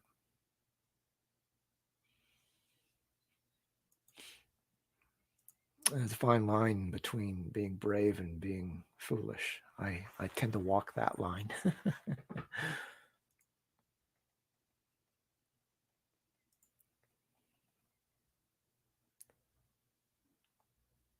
That's what you call OCD. I have an OCD quality to me. It's been very damaging to me in my life because I get fixated on things. So in some regards, it's very damaging. It was very difficult for me when I was in university because I would get sort of fixated on ideas. University is very sort of regimented, and you've got to read this, you got to read that, you got to get through this material. There's not a lot of time for obsessive detours in university, and I had to keep ripping myself away from detours in university. But once I got out of university, I was able to get back into what I call my autodidactic mode, which is just following what I was interested in. And I've always had this tendency to obsess on ideas and just like squeeze everything I can out of them and not give up on them until I've extracted everything that I need to extract from it. And that's what's happened with this transgender thing. I've got this OCD aspect of my personality that just locks me in on it. Like I'm like I described myself as a stray dog before, right? I'm like the stray dog that's got a bone, and you just can't like rip that bone away from me. And but it's like there's all kinds of emotional things attached to this because of my background and all of that stuff. So it's been a struggle. Very frustrating for me. And part of it's because I have to deal with so many grifters. There's so many people involved in this movement who don't have sort of a purity, like agree with me or disagree with me on any given point. If you follow me long enough, you'll understand that I'm sincere in what I'm doing, and that my intentions are not, again, related to money or being popular, right? But so many of the people who I've ended up working with and surrounding me in this debate are grifters in many cases, who do it for money, who do it for popularity, and stuff like that. And it's very frustrating having to work with these people. And sometimes I kind of go attack dog on them, right? Because they're annoying me. But, born in the wrong body has been a major mantra in the UK, including propaganda put out by the BBC for children. Yeah, well, the thing is that you can take that out of the curriculum, and that's great. That's a gain, but I'm going to say it's not a major gain because, as we've seen here in BC, there's many different ways to skin a transgender cat. Excuse the analogy. School boards should never have contracted out to SOGI. Schools should be kept simple, scientific, professional, not invite radical.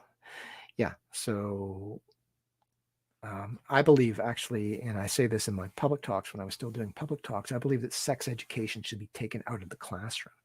The other side frequently comes at me and yells at me and says, oh, Jen believes they shouldn't be teaching sex ed in schools anymore. And I always have to say, yeah, stop misrepresenting me. That's not what I'm saying. I'm saying they should take it out of the classroom. And I say they should be like 10 different versions sort of tailored to different worldviews and stuff, right? And and have it online. And parents can choose that. If it's someone who's a ward of the state, well, there's something to be said for fate. You're just going to have to do whatever the state deems, because the state is ultimately your parent. But with the gender stuff, that's an interesting one. It certainly shouldn't be taught in classrooms at all, in my opinion. Whether or not it should be one of these online things is difficult, because there's still that romancing power there. In terms of confusing young, vulnerable youths who feel rejected and are looking for new identities and stuff. So do you want to teach this to young people at all? I'm all for sort of programs that reduce bullying and teasing and all of this type of stuff. But you don't need to sort of justify every sort of sexual orientation and lifestyle under the sun in order to do that. Yeah, it's complicated.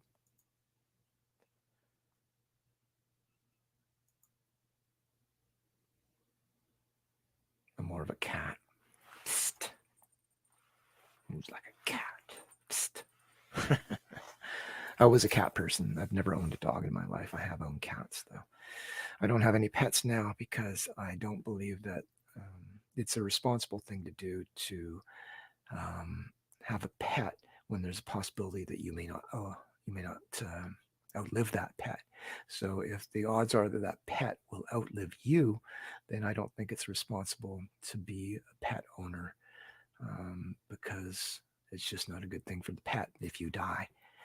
Then the pet's, especially with somebody like me who lives alone, the pet's fate is in the hands of who knows, right? So that's why I don't own a pet now, but I was a cat person. Yes, I was. I got a bit of a cat in me. It's that Motley Crue song, She Moves Like a Cat. I used to when I was younger.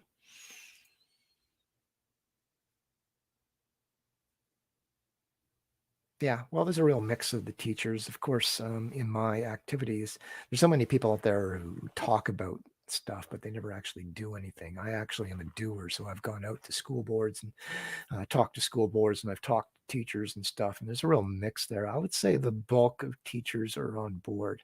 There are some who are not on board with this whole SOGI thing.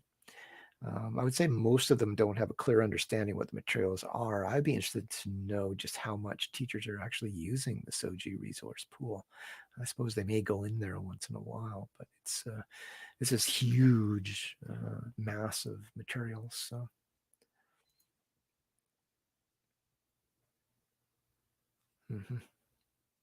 So I think we've wound down here. What I'm going to do now is I'm going to change tones, bring in some of my favorite Christmas movie music.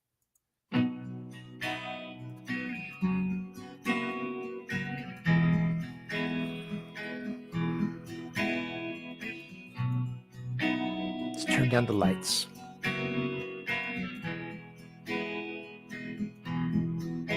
And I see forests, and it's the 25th of December, and my old man plays the piano for Christmas.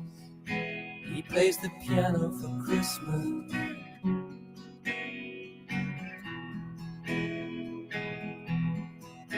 And we're all there, all the aunties and uncles and the angels on the top of the tree. Up there on the top of the tree. And I never, no, I never ever realized. And I never, no, I never ever realized. Have I enough time? Have I just some time to revisit, to go back, to return, to open my mouth again, say something different this time?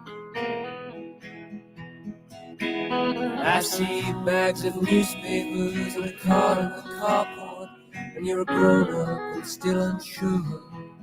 And I'm 30, and I don't know nothing no more. And I never, no, I never ever realized. And I never, no, I never ever realized.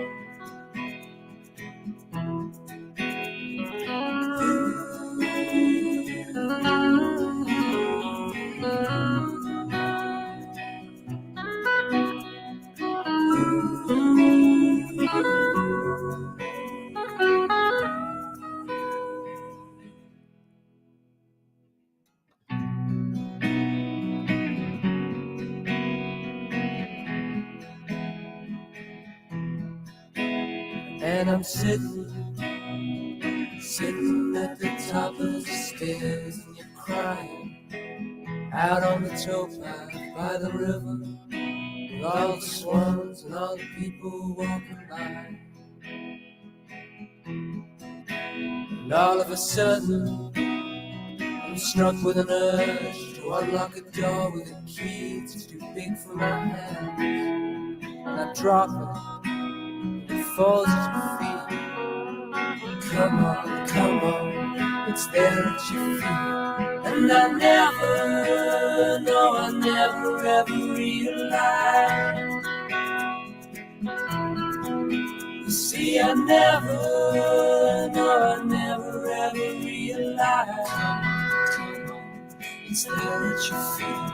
And I never, no, I never ever realized. It's there at your feet. See, I never, no, I never ever realized. It's there at your feet. And I never. It's Everything But the Girl, 25th of December. That's me. I'm everything but the girl.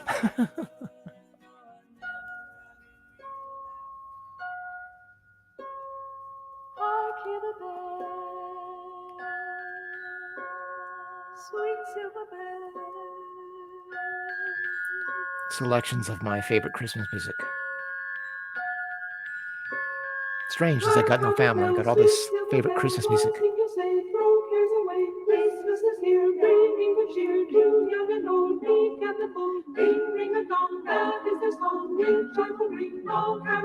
One seems to hear words of good cheer from everywhere, filling the air. Oh, how they come, raising the sun, o'er hill and dale, telling the tale. Hearing the ring, while people sing songs of good cheer. Christmas is here. Merry, merry, merry, merry Christmas. Merry, merry, merry, merry Christmas. On this head, on without end, their joyful tone to every home. Hark how the bells, sweet silver bells, all seem to say, throw cares away.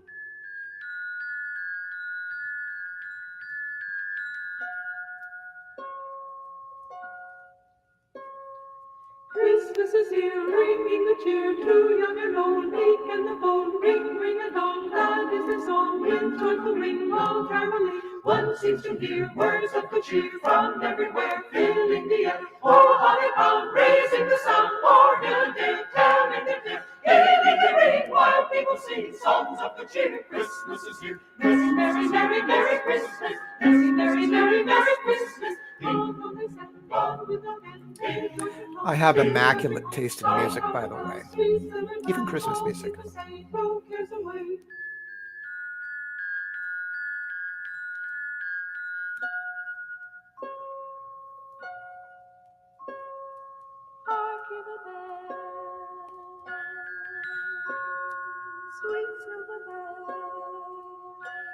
It's okay, I'm a very emotional person too. Ring ding a ling, ring ding a ling, ring ding a dong, ding dong, ding dong.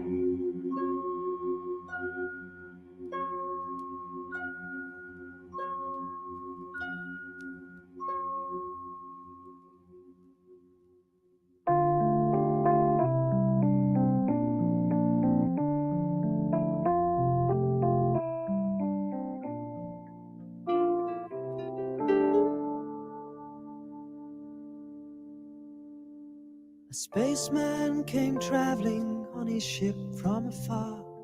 'Twas light years of time since his mission did start, and over a village he halted his craft. and it hung in the sky like a star,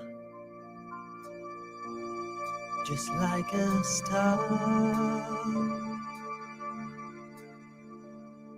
He followed a light and came down to a shed where a mother and child were lying there on a bed. A bright light of silver shone round his head, and he had the face of an angel, and they were afraid. Then the stranger spoke. He said, "Do not fear. I come from a planet a long way from here, and I bring a message for mankind to hear." Suddenly the sweetest music filled the air, and it went la la la la la.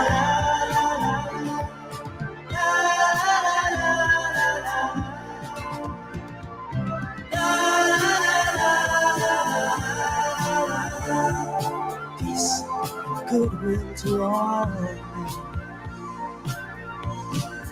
love for a child.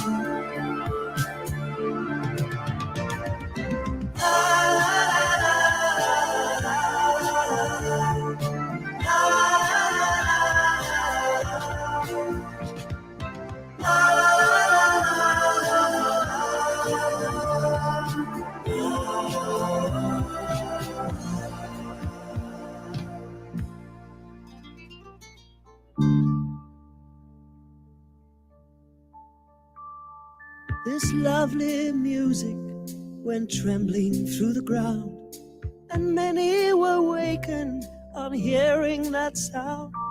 And travelers on the road, the village Krista Berg, a spaceman, came a traveling. ship in the sky, Krista Berg. which shone all around. And just before dawn, at the paling of the sky, the stranger returned and said, "Now I must fly. When 2,000 years of your time has gone by, this song will begin once again to a baby's cry."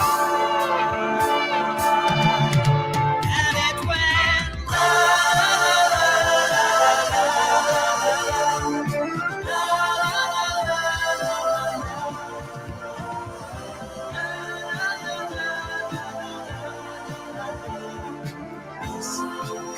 to all, love for a child. Oh, the whole world is waiting, waiting to hear the song again. There are thousands standing on the edge of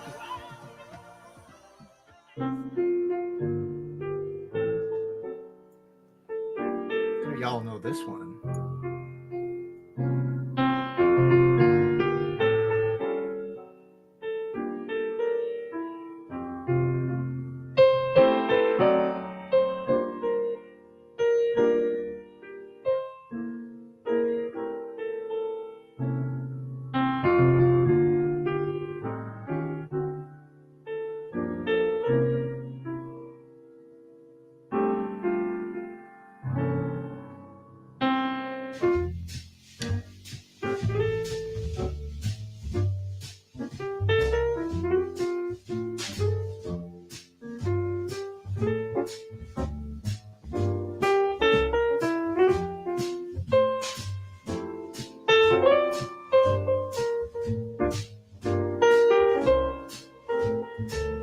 Music is raw and frequently connects us to times and places.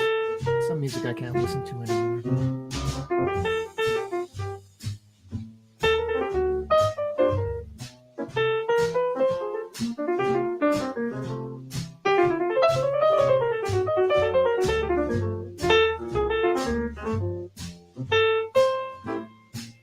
I've got a whole jazz Christmas collection that I hand selected. I'm a big fan of jazz, actually.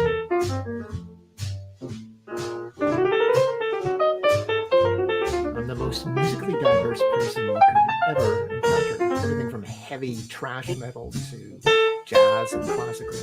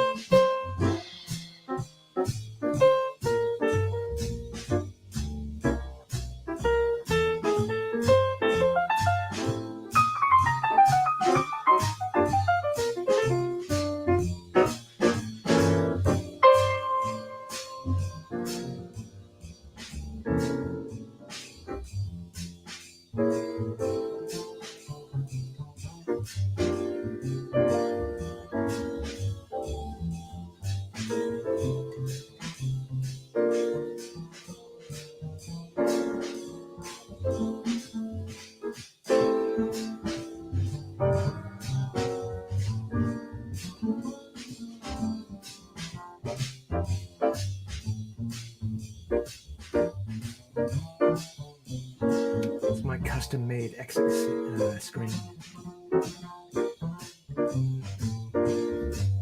Wish I had a house like that. Gee.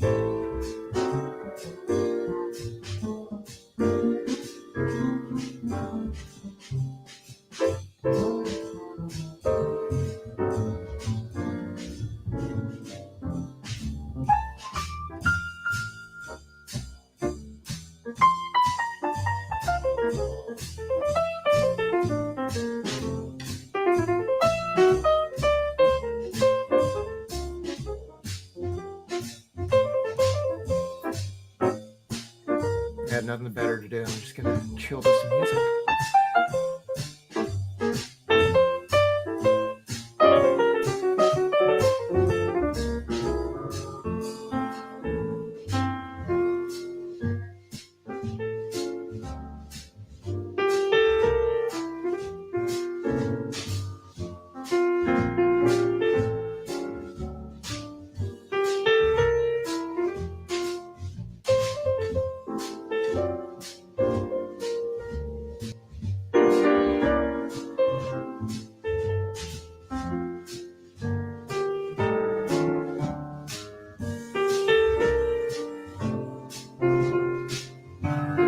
Snow's great as long as you don't have to drive in it.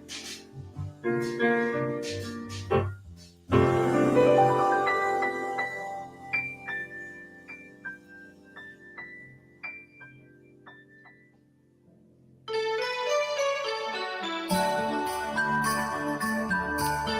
Moody Blues. Don't need a reindeer.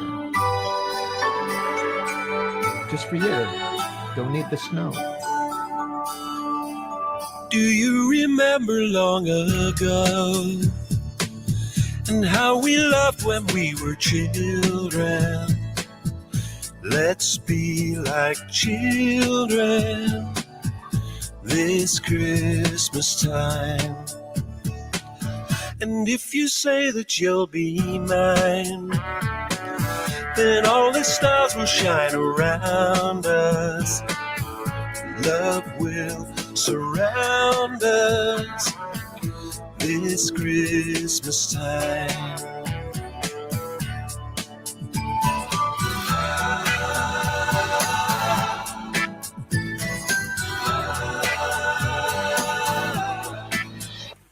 I don't need a reindeer, I don't need the snow. Tell me you love me and I'm ready to go. Out of the darkness into the light. This is the Christmas where we make it alright. Make it alright. I hear you talking in my dreams of nights of love and days of wonder. I still remember each Christmas time. So if you see me on the street, no need to ask me what would please me. It's your love, believe me, this Christmas time.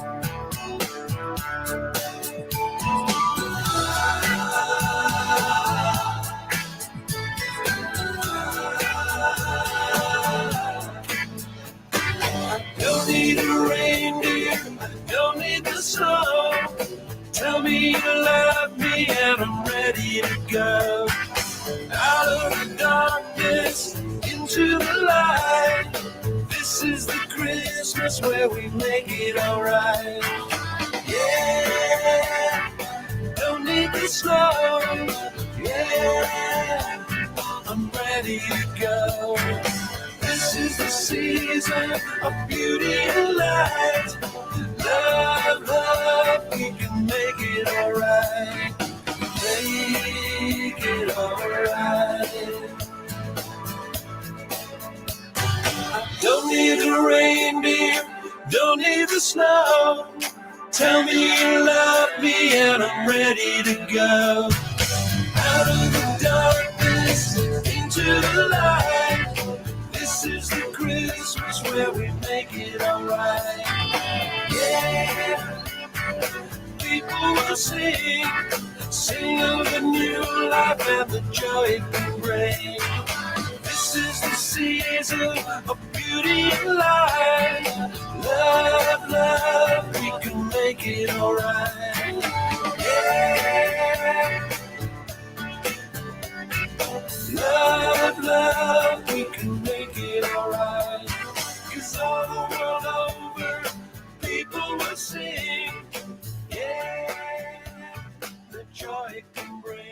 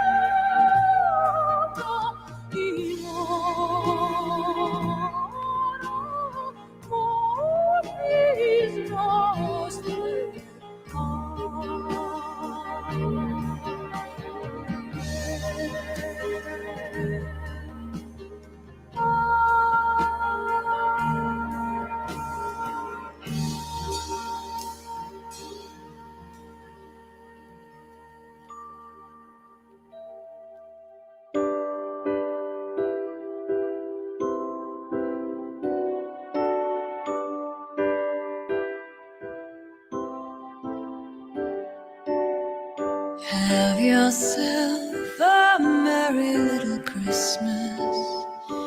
Let your heart be light. From now on, our troubles will be out of sight.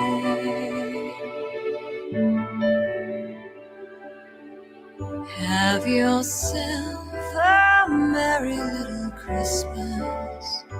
Make the Yuletide gay. From now on, our troubles will be miles away.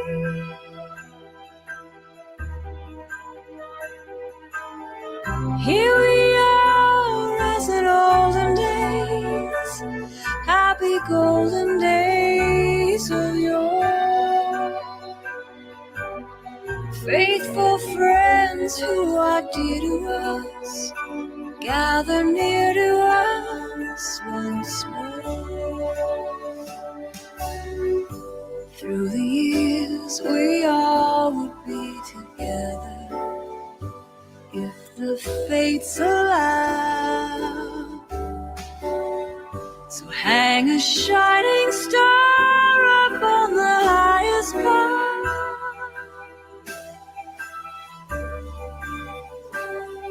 and have yourself a merry little Christmas now.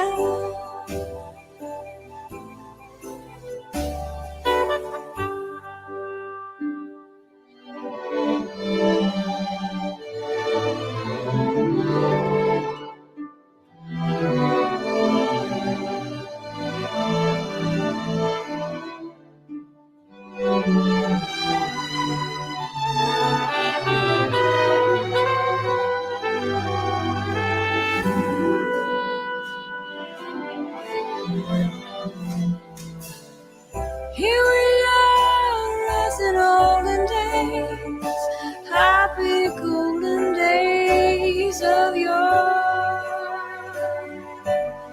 Faithful friends who are dear to us, gather near to us once more. Through the years we all will be together if the fates allow. So hang a shining star up on the highest bough,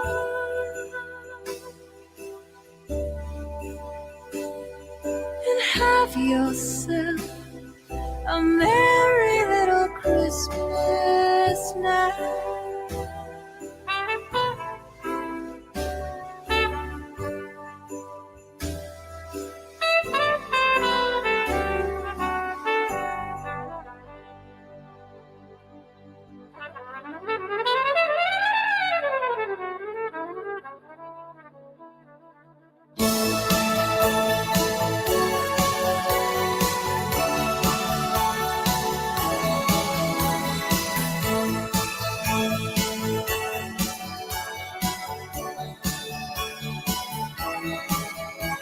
The warmest season of the year is here again.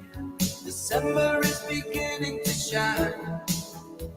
A tingle's coming to the atmosphere again. So fine, so fine. With everybody running, getting something done. So little time and so much to do. I thought I'd write a note or two of Christmas cheer to you, to you. Don't forget the love under the Christmas tree. Tonight, put love under the tree.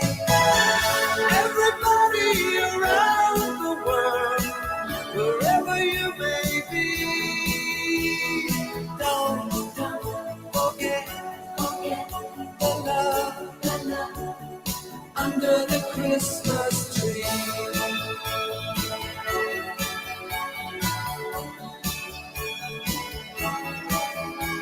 The songs I love are playing on the radio.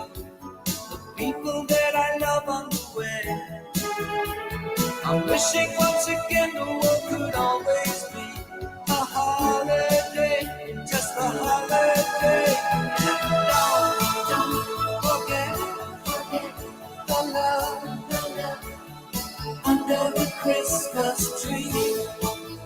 Tonight, put love under the tree. Everybody around the world, wherever you may be,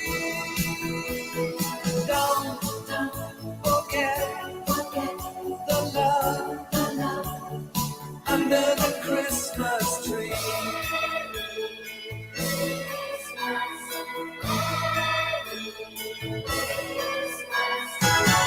Everybody around the world, wherever you may be, don't forget the love under the Christmas tree.